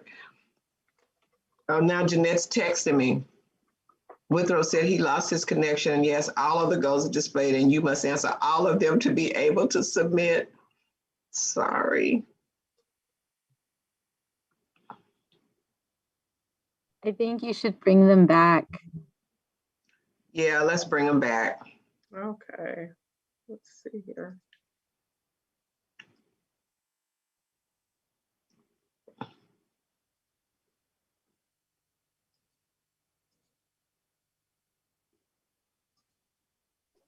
That is so funny to be a mute. I know. To not be able to speak at all. I knew it was killing Linda. I was laughing at her. It's really funny. Yeah, I don't know if Okay. it'll be interesting to see if we voted on all the different goals. We'll find out. So much for the experiment that was going to make it so much easier, right? So now we're just gonna have to do them like one at a time. Sorry, folks. We didn't test it out before. We thought it was just gonna work because we wanted it to. Okay, Nikki, stop laughing. Y'all are Well, I like think it would have novice- worked if we went. You through guys all are of the hilarious. instructors. This is exactly what switching over to Zoom during COVID was like. Oh, With at our the class. beginning. And I have to say it was great listening to the three of you where we could not say a word. It's funny. Like a comedy show. Oh, boy. Okay, 26 exchanges doing that. 26 little chat things going there. All right, so shoot. Let's see, quick change artist here. So let's go through. We'll just have to go through them manually, I guess. Let me do my share screen thing. And Dr. Benjamin, Yes. just as an aside, what I did was take all of the board goals and compare them to the strategic goals that are included in the strategic plan. And if we have time, I will show the alignment between the goals that the board had currently with the strategic goals and also the strategic goals from 2015. Yes, that was, I think, what I used to get these related district goals at the top in the major goal. All right, so it looks like the only results I could see were the ones for goal 1, and it seems as though you want to continue goal 1, right? Yes. Now, on the key actions, you discontinue if you're thinking, well, that has been institutionalized. We don't need to ask for that anymore. We're going to automatically get that information. So on receiving the disaggregated reports, see, now I need to hear from 7 people. Anyway, do you want to continue it in that way, or do you think it's institutionalized, that you'll just get the reports you need on these specific things? It's entirely up to you.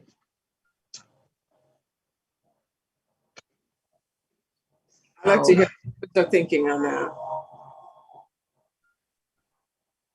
Who's thinking?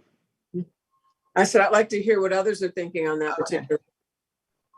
I will speak. I think that we should keep it because I think it keeps it in front of the board, what the colleges are doing. Some of the reports that have been asked for are no longer exist because we're under a different chancellor and there are different goals that have been identified under Vision for Success. So some of the old reports that were being asked for don't exist anymore, but I do think that the overarching goal is good. We may want to change some of the related goals as we move forward with the strategic plan, but I think it's a good idea. So, and we are trying to do that on a quarterly basis. There are some reports we're mandated to provide the board, like the P1, P2, the 360 report, those types of things, or 311 report. But on others, it really is up to the board, but I'm trying to make sure that we include those so that we keep focus. And now that we have an institutional researcher, we should be able to provide that. Oh, that's good. More succinctly. We just hired that individual, Dr. Francisco Herrera, I believe. Oh, wonderful. That'll save you. Yes. Yeah. Trustee Gonzalez Yuan.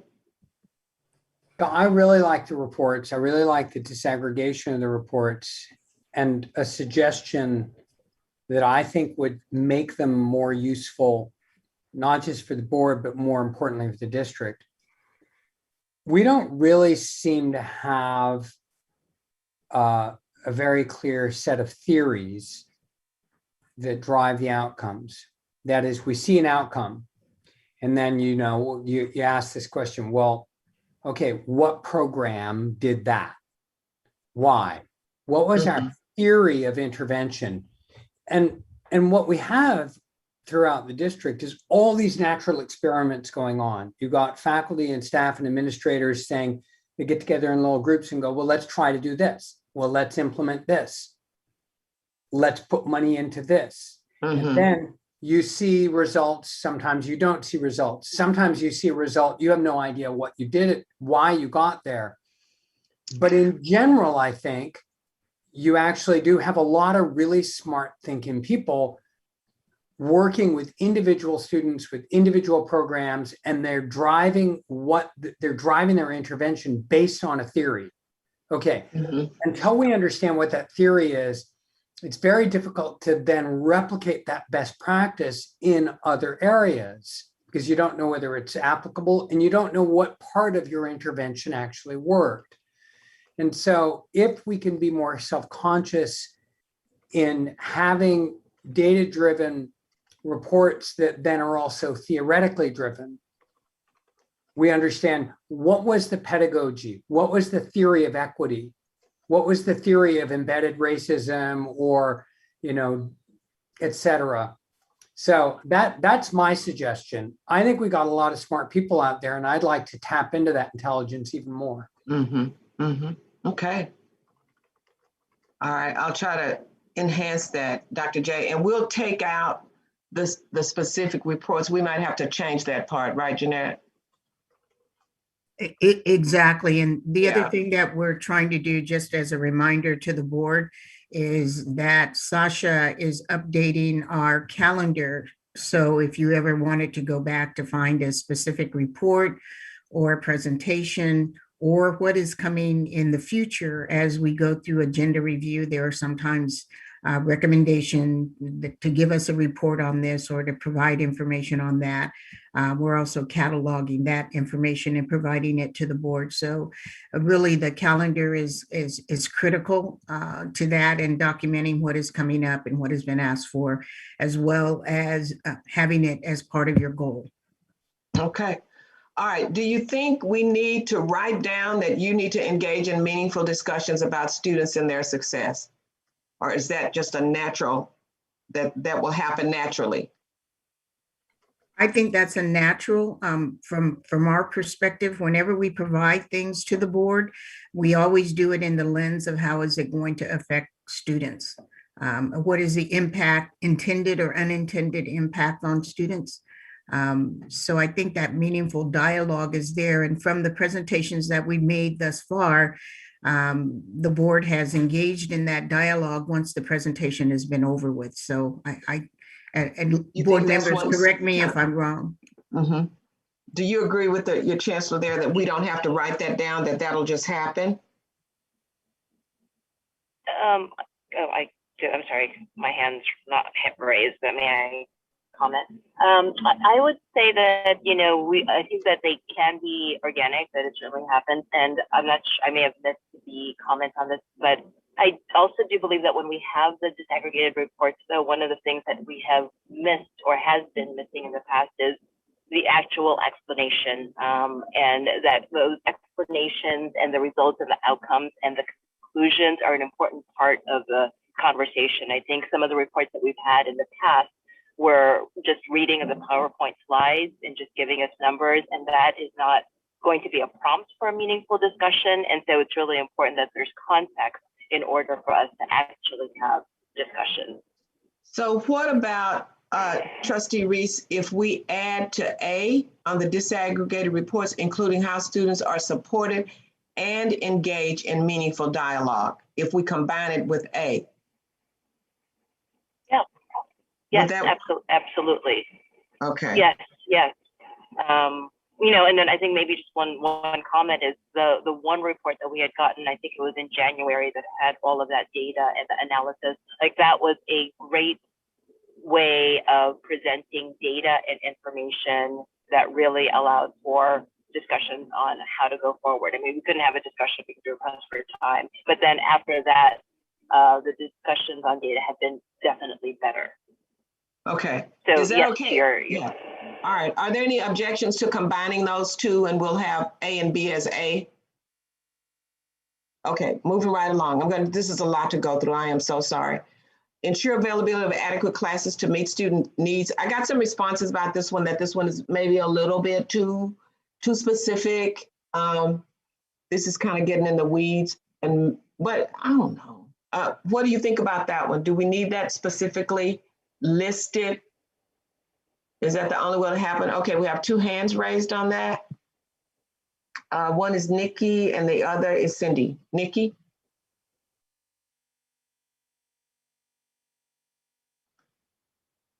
Nikki?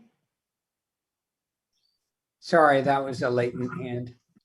Okay, Cindy, do you have a comment on this one? Yeah, so I think this has always been confusing to me because remember, it hasn't actually happened. And I think connected to the board goal was something about ensuring that we have the budget allocation for we have the budget allocations for the classes.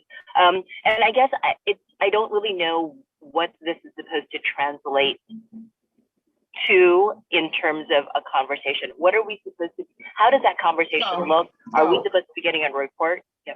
So this is how it came up. It kind of came from me, I have to admit. There was, let me try to say it correctly. You can correct me if I'm wrong, but there was some interest on the part of the board about what was being offered. How many sections of this, that, or the other? Were there enough math classes or whatever? And in trying to get at that, I was thinking that a way for you to be involved in it and Jeanette wasn't here then. It was back in the September when we were trying to get this table together, was that if in August or September, when they're planning the spring schedule, there would be a report to you about, it would be part of the budget planning, really, it will come before that. We are putting this much into enrollment management and so much will go to offer this many courses and whatever. So you could see how the building of the schedule affects the amount of money you need. That's what I was thinking, as making it a part of the budget process. And while they're building the budget, you would know what the FTES goal was, which tells you what the size of the schedule is going to be. So that's the way I was thinking about it. Just to say, I love that. If we could actually do that, it just hasn't happened. Well, when they build the schedule, when they're building the budget, they're basing it on a certain FTS goal, right? And the FTS goal. That has not been the case, no. But that's typically. I agree with you. That has not been the case. So that's what I was thinking. Yeah, so there's a connection between that budget and the size of the schedule. Absolutely, but during COVID, and I'm not sure what it was prior to COVID, there was action and that was approved by the board to reduce the productivity figure to something less than 17.5. So you can't now ask for us to give a report when the productivity figure for the fall, when you're talking about providing that, because the budget planning process starts in the spring. So the only way we would be able to go back to the fall semester, we still have that in place. So it's, maybe we could do it in the future, but I don't think that it's a goal that is attainable this year. Right, that's when I was just thinking about the goal, the board's desire for that.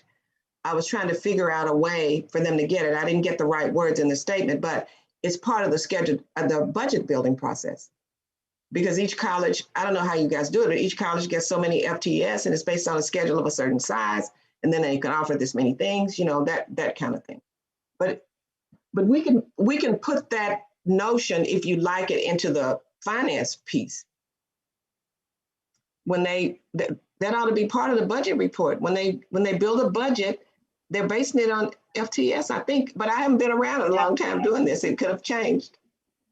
I doubt it. That is the way that it is supposed to be done. This will be my first time going through the process, so I cannot tell you what it was done in the past. But I can tell you, just looking at what I've looked at thus far, that was not a factor. It was more of a rollover of what was done in previous years. And then it was looking at, well, I will tell you that, you know, that is a negotiated item right now of what 17.5 represents. The size of the schedule is negotiated? Well, okay. That's my question. How did that come to be, Dr. Jackson? I wasn't aware that there was a productivity cap. When did this happen? Is it something that went through the board for board approval? I believe it was, but again, it was related to COVID. And during the COVID, the board chose not with the recommendation from administration, approved a reduced productivity that ends in the December 31st of this year. And so, yes, so it was not part of the factor for building the budget for this year because that is part, the fall semester and the fall schedule is part of that. So my point that I was making is not to get off into the weeds, but to say that putting this as a goal, I would not have a way to show that we've attained that goal one way or the other, given these other circumstances surrounding it. It could be an aspirational goal that we include that as part. We can always do it that way, but to actually give you data and show the correlation, given that we have this special condition under COVID, would be a bit difficult. Okay, I'm sorry. Okay, so Linda, your hand was up. Yeah, but now my head is shaking. One of the things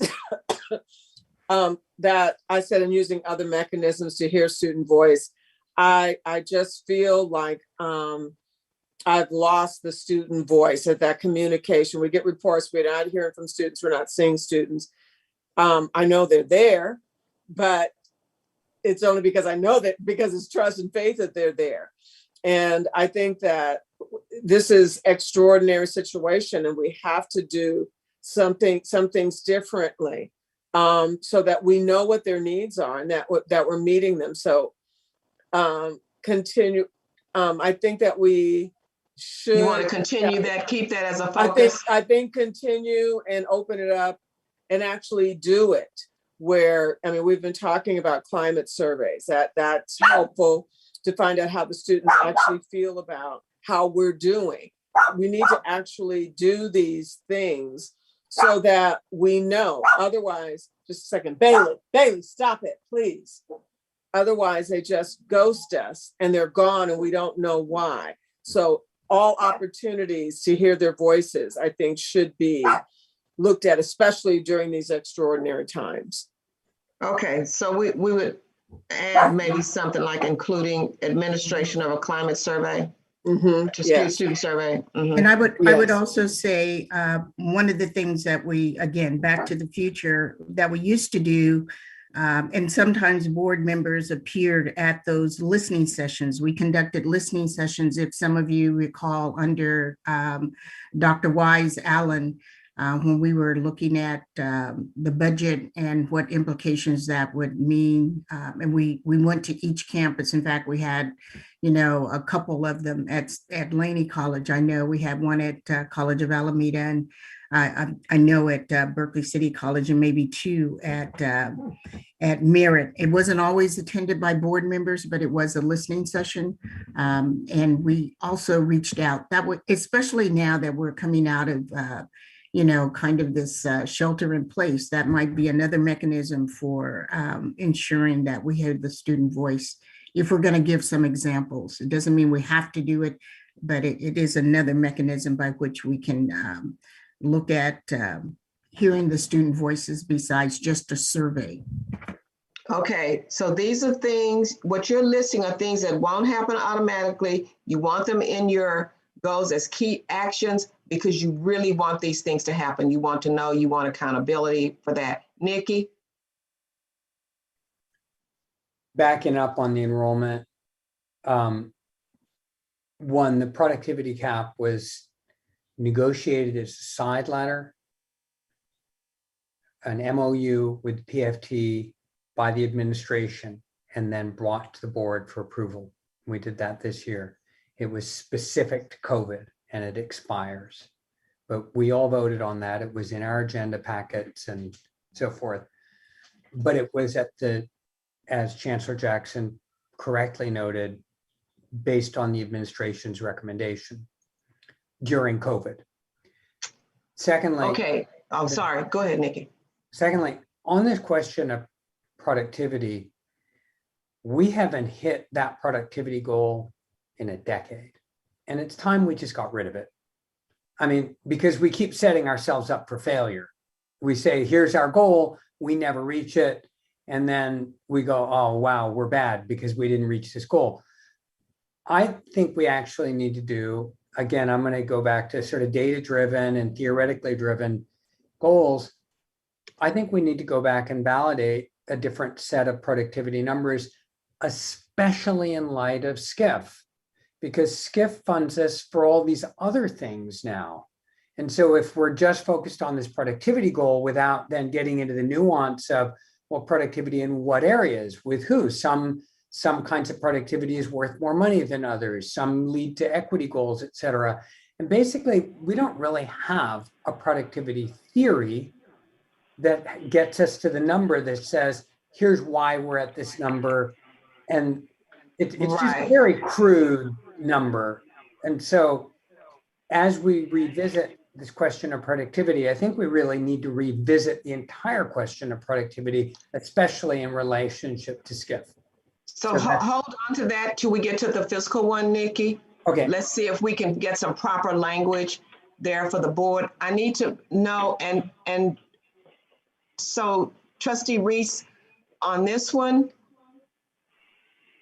it sounded as though you like it, but we got to figure out some other way, somewhere else, I think, to put it, Jeanette, where maybe in the finance piece. I'm thinking, yeah, I think it should be somewhere else. I don't think it should be here. Okay. Because that's really what you're saying is, you know, and given your explanation, Dr. Benjamin, of tying access and curriculum and appropriate courses to that. Well, that's just if they want that information, you know, that I heard them saying that last year. There was a lot of talk about schedules and stuff and how many classes, and there's a way that the board, an appropriate way for the board to get that information. Yeah, I think it would be under the finance, because I've also heard that mentioned this year in terms of right sizing the district. Yes, upon. Yeah, people hate that word, but yeah. I know, but. Yeah. Okay, I'm gonna move us along because there are like 6 sections and we'll never finish. All right, I'll take a pass then. I've got stuff to say on student engagement, but I'll move on. So Nikki, did you support D, keeping the student voice one? Well, I think it's not, objects, I guess I should say that. I just think it needs to be modified because what we're doing right now doesn't work. It's just broken. It really is broken. And so we can have it as a goal, but we're not even close to reaching that goal. We failed. In terms of hearing the student voice? Yeah. Well, now you got to talk a little more so we'll know what to write here. All right. So let me just just do it. One. You need to. It's fine. No, you don't. You need a drink. I have my cocoa water. Cindy, you need to mute. Thank you. Well, you know, we went the whole year. We went half the year with no trustee. Then we had one.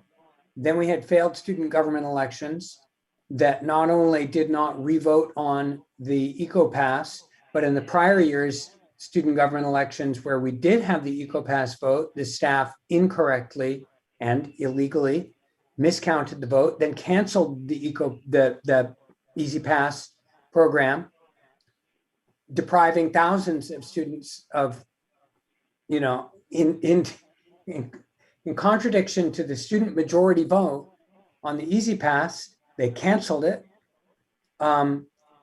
We have a really broken process. So this goal doesn't work. In terms of, I think, but the board needs to hear from students. I think that's the point of this goal. Now, all those other mechanisms that aren't working that have to do with elections and making sure you get that voice to your board table, I think is part of it. So maybe we can come up with something that would have you overseeing or ensuring that. Well, here's what I might suggest. Develop a measurable mechanism to hear, to effectively to hear student voices. Well, the board wouldn't develop it. The board wouldn't, you wouldn't develop it. Well, maybe you direct the chancellor to do it. That's what I'm trying to get to, not that we would do it, but that you know, that the chancellor would develop an effective and measurable mechanism to hear student voices. You know, I'm sure, Linda, you must be just so upset with this whole state of affairs, because I know how tightly you are, you know, how tightly you're related to students. Yeah, the bus pass thing just broke my heart. And even hearing comments from the student leaders at the time talking about, oh, it's expensive. It was an international student, so already has a whole different economic reality because he's able to be here. That's a privilege in itself.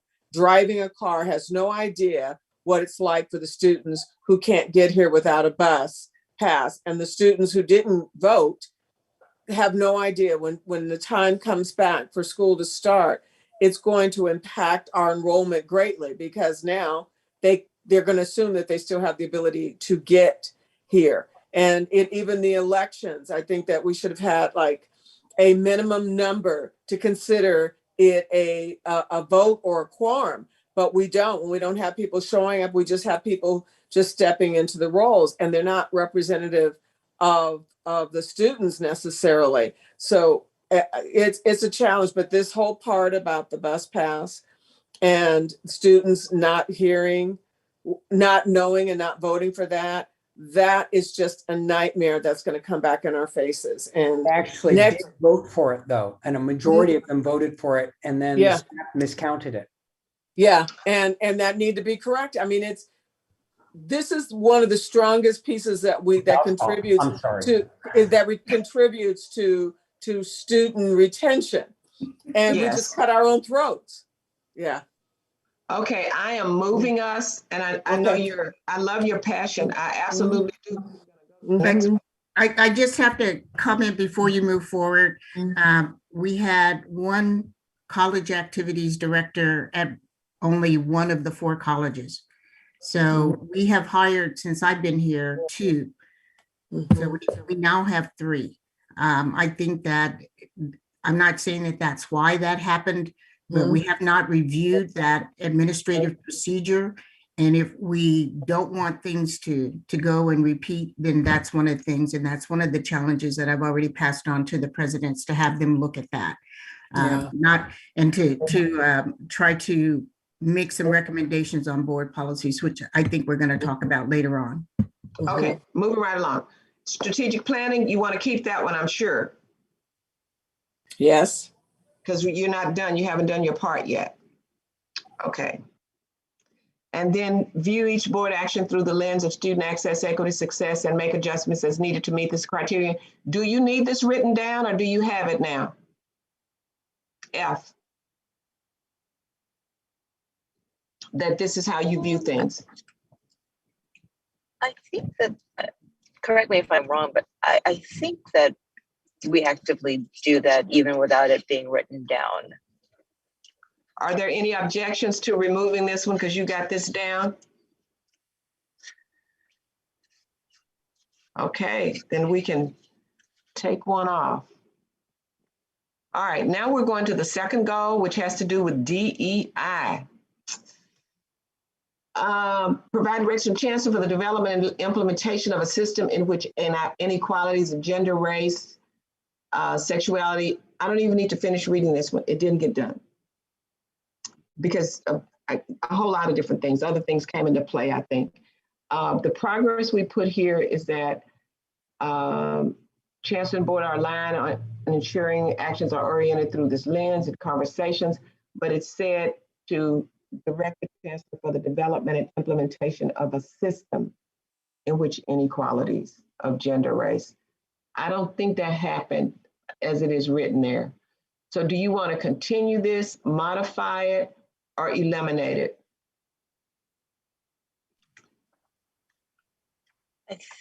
I think that if we continue, it's a good goal to have. And I think if we continue it, I think that we will need to know by system what exactly that's going to mean. Yes. Yes. Is that, because when you and I talked about it, Cindy, we were thinking of a survey to see how people really feel about, employees and students, about their treatment in the district and all that kind of stuff. And then in B was directly connected, expect and review reports on the progress of this. And there are, as you can see on B, lots of things that happened around ensuring what A says. Because Cindy was able to grab all the different reports you got by college of what the colleges did regarding addressing these issues, all of gender, race, sexuality, ability, etc. And it wasn't, I don't think, as planned as part of this, it's just what they do anyway. So how do you feel about A and B? They're kind of the same.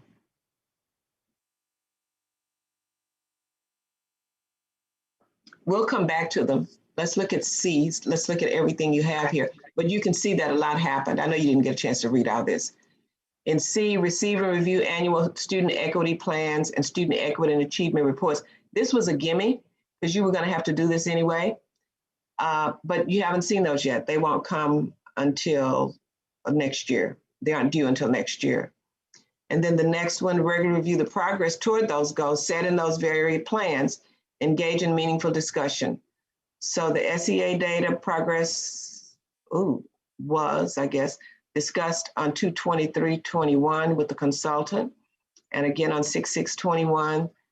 And then there's a report you received. You could follow that link and get to the report. And E was actively monitor district development and progress on the implementation of the state chancellor's call to action. And you received reports from each of your colleges on their progress on the call to action. So yay, that got done. I think that's the last one there. So you had 5 actions there under DEI. Do you want to keep DEI/social justice as a district goal?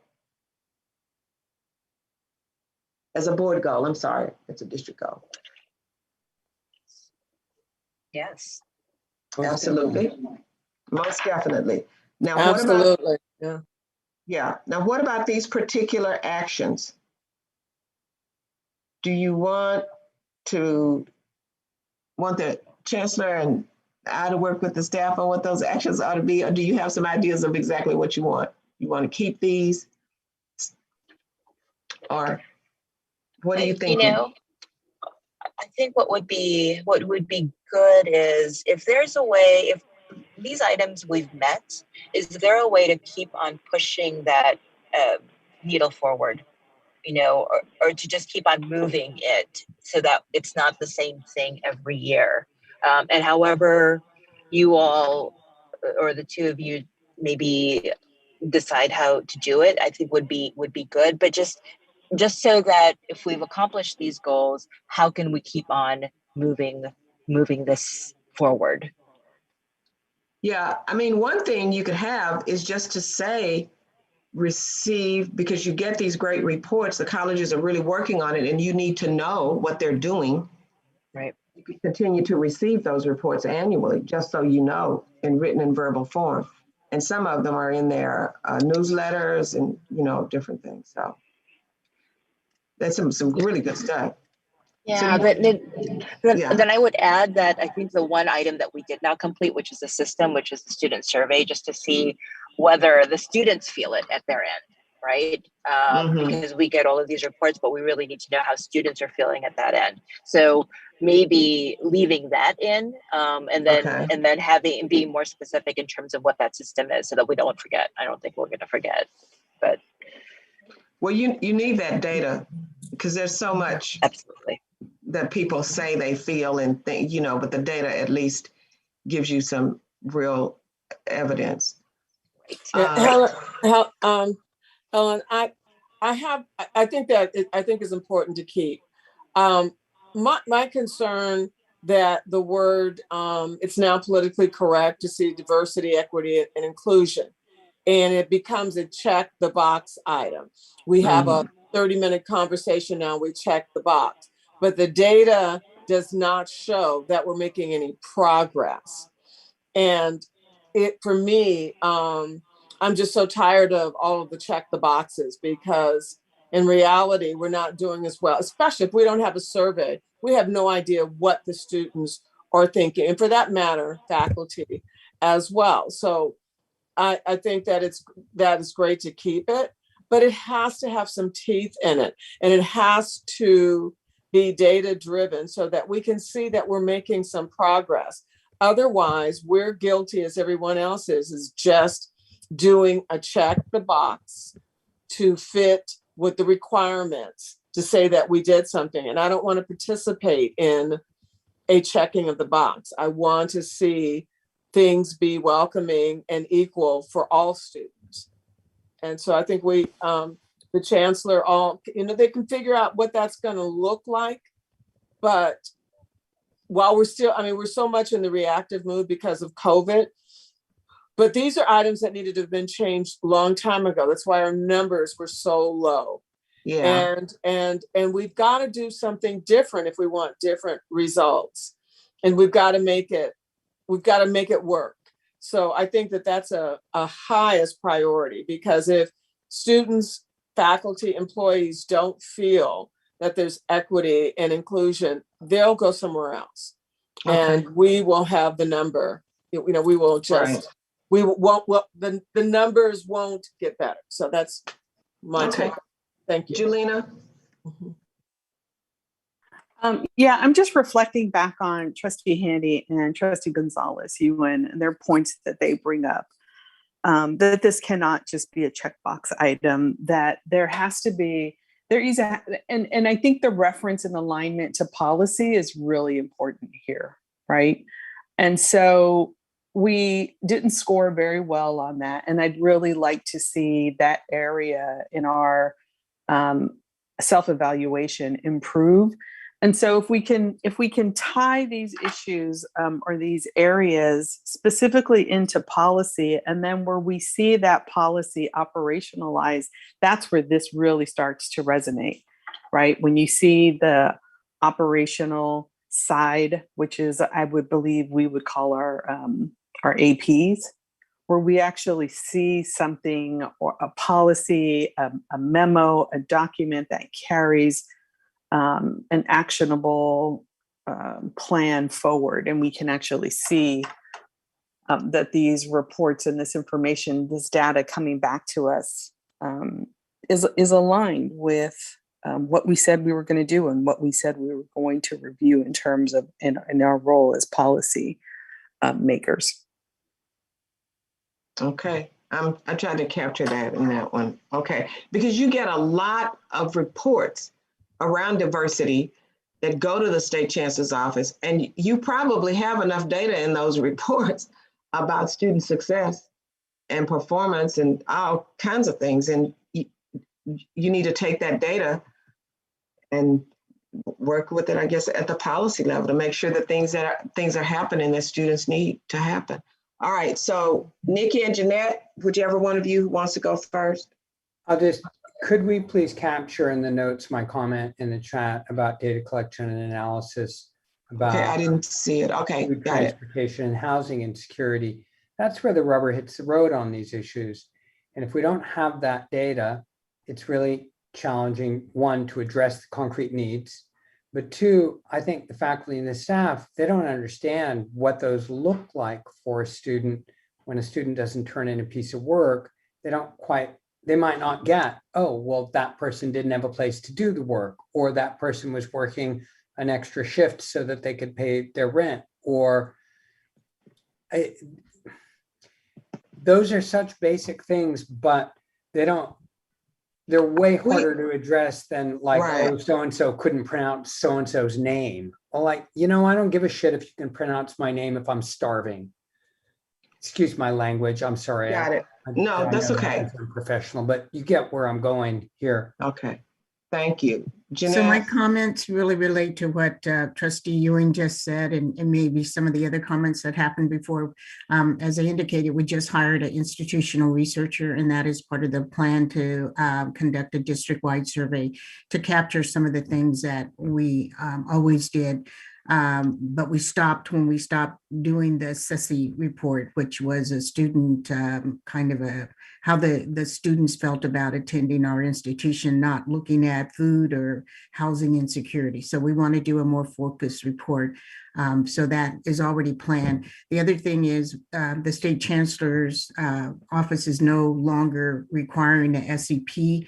So I would say to take out, we want a SEP or SEA to say appropriate demographic report. Yeah, okay. Rather than saying I took all those alphabets out. Yeah, okay. Okay, I just said reports, diversity reports submitted to the state chancellor's office.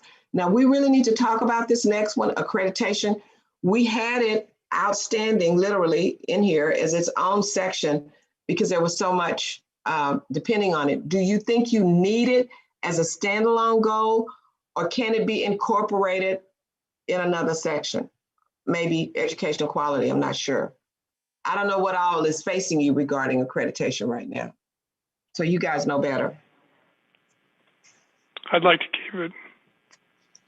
As a standalone, okay. Others? Yeah, accreditation is still very much a priority for us, right? Because we're not off the cliff yet. But I think that, and we talked about this at the Student Success Committee, the problems clearly are internal functions of the district and the board.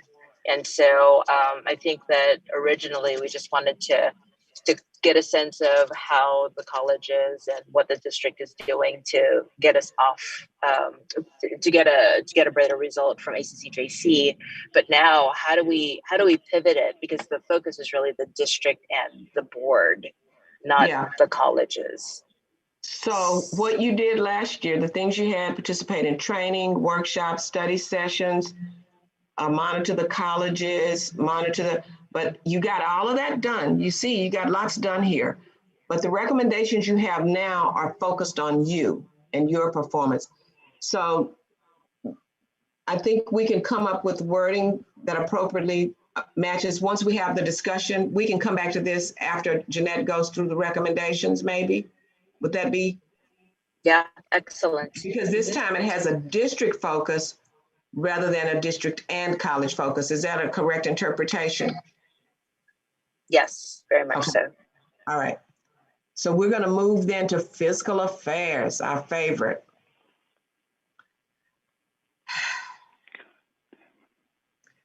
Do you want to keep this goal thinking about, where you are now? So this fiscal affairs goal, I know you need one, but this one says it is imperative the district has secure and sustainable economic future. Therefore, the board will ensure financial accountability, responsibility, and stability.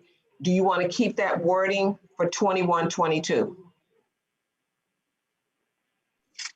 Or does it need to change? I don't know, I'm just asking. I think it should remain the same. Okay, we got 3 hands raised. Julina? Sorry, my hand was left over. Let me lower it. Okay, Cindy? Yes, definitely leave it. I'm wondering if in both your and the chancellor's estimation, whether we need to be more specific, whether we need to add more, whether it needs to be modified, or should it just stay exactly as it is? I think that covers we'll get the specificity in the actions. Okay. So last year, you had provide direction for budget policy and priorities that support good decisions and clean audits by receiving reports each semester on schedule development. See, that's there too. On schedule development in relation to availability of funds and other financial issues. So there it is again. It covers what I had up there. So do you want to keep that reworded or eliminate it? Keep it. Exactly as it is? Yes. Okay, and you can see all the progress there. Lots of stuff happened. You got by. B, monitor plans, strategies, and our progress on the enrollment management plan to ensure goals are realistic and realized. And see, there's still no enrollment management plan. We were assuming when we put this one in that you would have. So can you address this one? There is a strategic enrollment plan that has been developed through shared governance and is to be presented to the board in the fall semester. We're looking at that September board meeting, either the first board meeting or the second one. But they do have a SIM report that was completed by Vice Chancellor Siri Brown.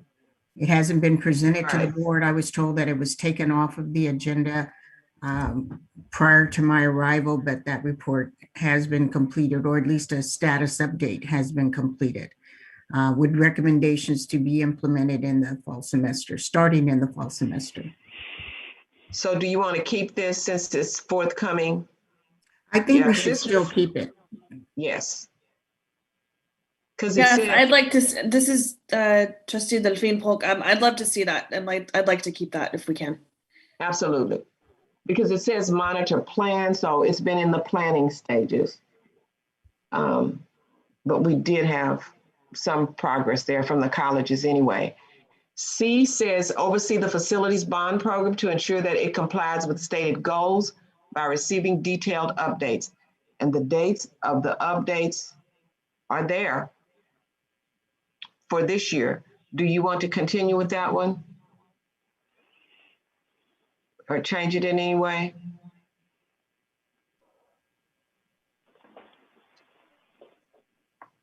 Keep it. Okay.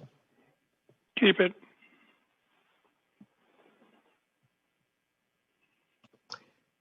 Next one, monitor the district budget to ensure spending is within budget and meets the needs of the district.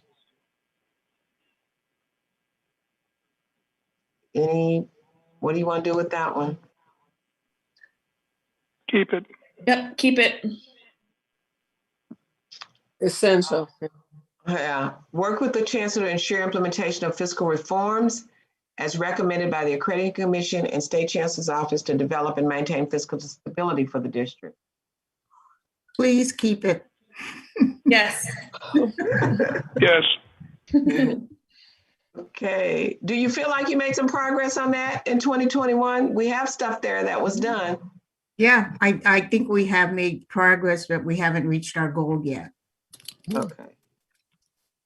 Now, here we are at goal number 5, our special goal, another special goal. See, my hope is that we'll do this one year and we don't have to have a special one for accreditation, and we won't have to have a special one for coronavirus. They'll be so small that they'll be incorporated in something else, but maybe we're not there yet. Do you want to keep a goal on coronavirus? Separate goal. I don't know that we have a choice. It's surging again. Yep. Others? Everybody's okay with that? All right, we're keeping that one. Let's see what actions. Provide direction to the chancellor where appropriate in executing programs and services for student success and equity. Do we need to keep that, or is that understood, do you think?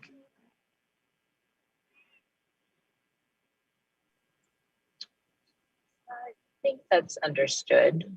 Yeah, I think that that's understood, and we've been doing that anyway. I agree.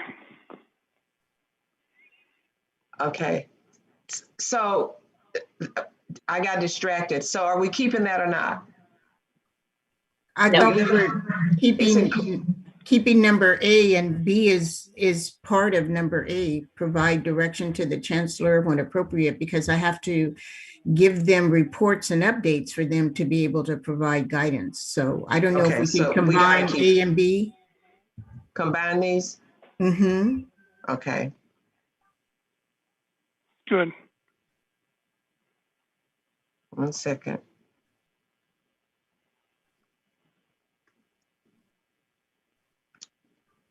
All right. So we go to monitor efforts to convert classes, laboratories, programs. Now, did that get done? Do we need that one still? I don't think we do. We're at the tail end of that, because we're at, quote unquote, at the tail end of the CARES funding to be able to do this. So that ends in January of this next year, January and February. Okay. Receive And our reports. agreements, our site agreements end effective December 31st of this year, so. All right. And then D says, receive reports on the effectiveness of remote learning from teacher and learner perspectives and distribution and use of CARE Act and other pandemic-related funds. Is that only a 1-year thing, or do you want to continue all or part of this one? I think that that's going to be included in the one above it, the part of A, the reports that we provide and ask for guidance. So I don't think we need to have a specific thing that says that. Okay. Board members, are you okay with that? Okay, I hope I haven't lost you guys. I know this can get tedious. Yes. We're almost done. Yes. Yes. Okay. Receiving reports comparing file 2019 and file 2020 online versus on-campus student success, including information on success in classes, etc. I think that this one needs to move up to the first goal that we had about student access and improvement and success.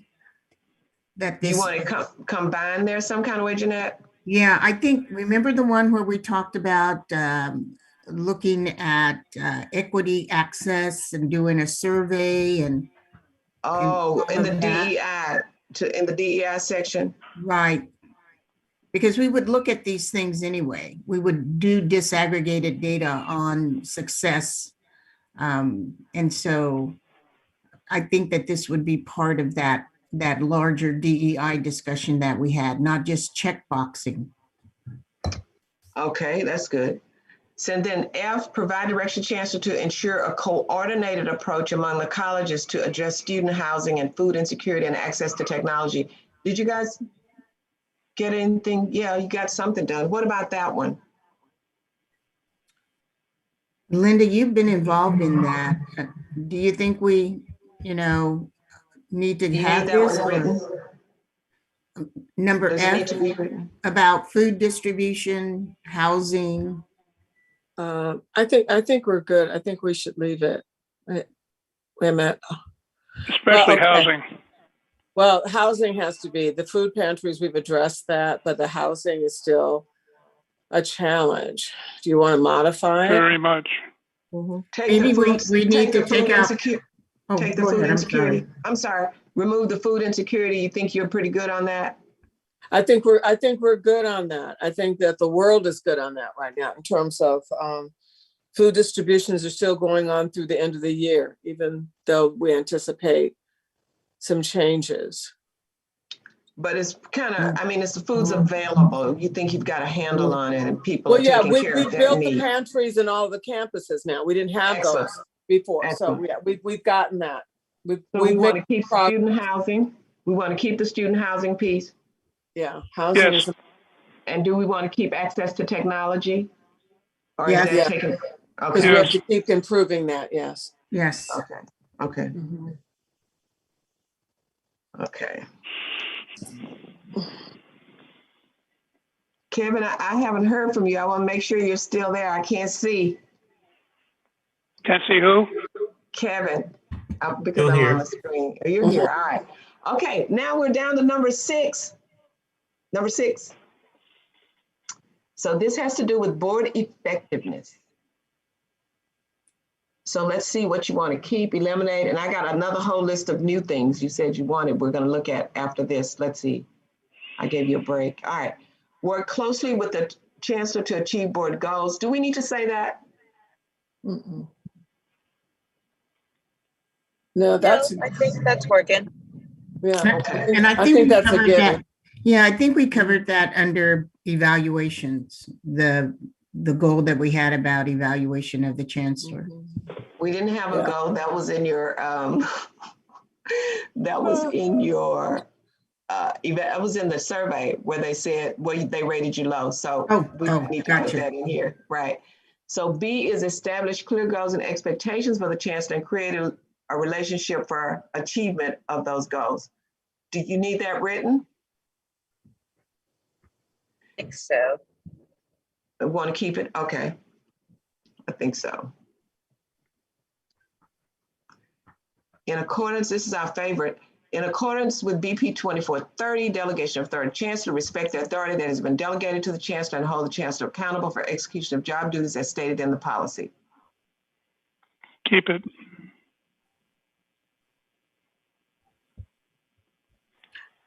I think that given the time, we have about 6 minutes before we have to start the closed session. We may have to, we were hoping that we would get to a discussion on board policies, but I think we may have to defer that. Okay, we're almost done. Just let me get this little part and we can know where to, okay, hold on. Ensure development, implementation of cycle of regular review. Now my recommendation, let's see, regular review of all board policies so that each policy is reviewed a minimum of once every 5 years, except when required by rules or regulations. Jeanette, I think you have a recommendation on this one? I do. We've already established a task force to come up with a calendar. And now I think it's within every 7 years instead of 5 years, because that is the cycle of accreditation has moved from 5 to 7. So we're already working with the task force on that. Then we plan on bringing that to the board. I did do some research. It was mentioned that we used to have a board committee that did that. I couldn't find any record of that. I talked to Joseph Belinsky, who's worked on board policies, well, since I was here in 2004. He didn't recall that. So that is going to be something that I'll be discussing with the board, but we've already got a task force. We're already looking at a recommendation of how to review those, when to review those, and we'll be bringing that to the board. Okay, so we're going to keep it because you didn't make much progress on this time at all. So E, I don't know how you want to do it. Last year you said hire an interim chancellor and plan details for hiring a permanent chancellor. Do you want to, what do you want to say here, if anything, for 2021, 22? Let's leave it out. It's automatic, you got it covered? I think we want to say induce Jeanette Jackson to stay as the permanent chancellor. There you go. Isn't that what we wanted to say? Or yes. Yes. Okay, that's an inappropriate conversation at this time. We're moving to F. Thank you, Helen. You're welcome. We're moving right along as though that was never said. Okay. Coercion works. Adhere to BP 2745, Board for Self-Evaluation, et cetera, et cetera. This was last year. My recommendation is that you know you got to do this and you're going to make sure you get it done every year and it can be taken out. How do you feel? You're a little hesitant. We can keep it. We need to keep it in there. Not we hesitant. need to keep it in there. To keep it. Yes. Yep. Okay. So this is 2 consecutive years. Maybe when you get to 3, you'll take it out. Identify and reach a common understanding on board policies on which the board members have conflicting interpretations. We didn't do this, and I really didn't think we were going to get all this stuff done. You want to keep it? Keep it. Okay. All right.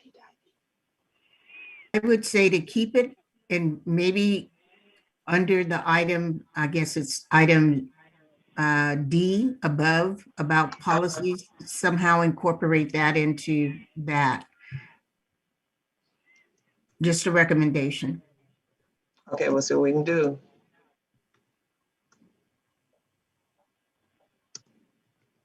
Okay. Board President, Vice President shall review progress on each board goal and share with the full board monthly. I don't know if you want to do that. That was just a discipline kind of thing. Do you want to do that? Keep that on. We didn't do it this year.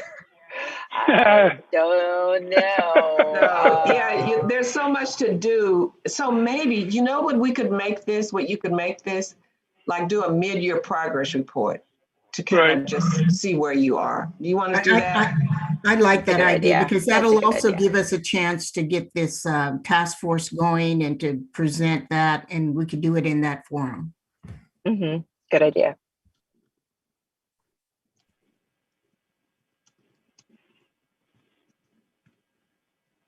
Okay. Cultivate a strong, positive CEO board relationship that promotes the success of students, the colleges, and the district as a whole. Yes. That's a continuing item. Yes, okay, we'll keep it. And so now we keep this one we're almost there, guys. Identify items. This is just the extraneous box here. There's all the stuff that doesn't, we added in here issues on technology that you monitored, safety plan resolution. So there are always other things that come up. We don't have to keep that there, but there was so much last year. This list is better, I think, a little better anyway, not quite as much. So it's 6 o'clock. I'm done, except that I'm not, but this is good. I'm turning it back over to whoever has to take us to closed session.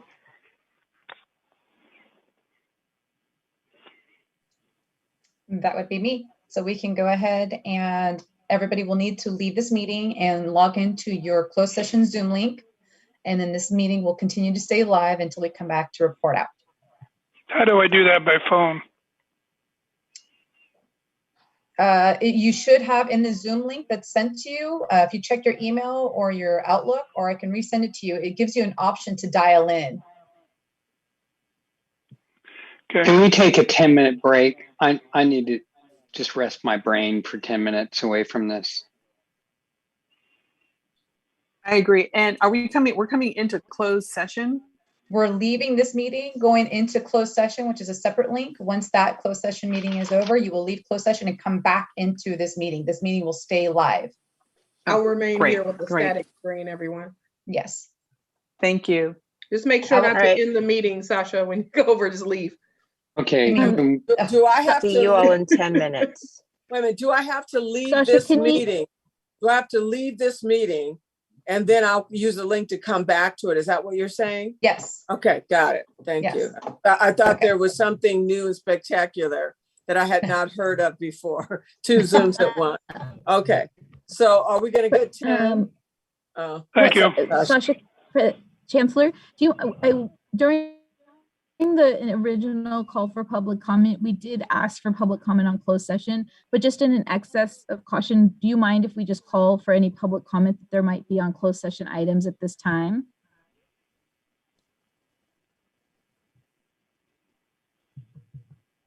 I think she's gone. I don't think the chancellor, right? I don't think the chancellor would mind. Is there any public comment on closed session items? We have 3 attendees. Okay, Do either one of seeing you have? none. Thank you. Okay, I'm tired. Oh my God, 55%. Okay. So we will start closed session in 10 minutes. Sasha, I think I'm supposed to be in closed session. I don't think I got the link. I will go ahead and send it to you right now. 4:15, okay. So the closed session is going to be, yes. Okay, what is our end time 6 p.m.? Yes. Okay, I'm just checking my battery power here. Okay. All right, see you guys in 10 minutes. Okay.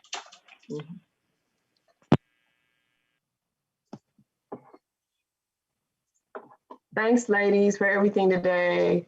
I just emailed you, Doctor. Thank you. You're welcome. Thank you. Sorry about that poll. I'm not sure what's up. And we know how to improvise. No problem. I think it would have been a lot for them to try to do anyway. Yeah, they like to talk. They're Yeah, waiting. we're on live. Let me put this static screen. Good, okay. Yeah, some of my districts just put a notice up saying the board is in closed session. That's what I'm doing right now. Cool. Okay. That's See you later. On. Let's see here. This one. Seeing it?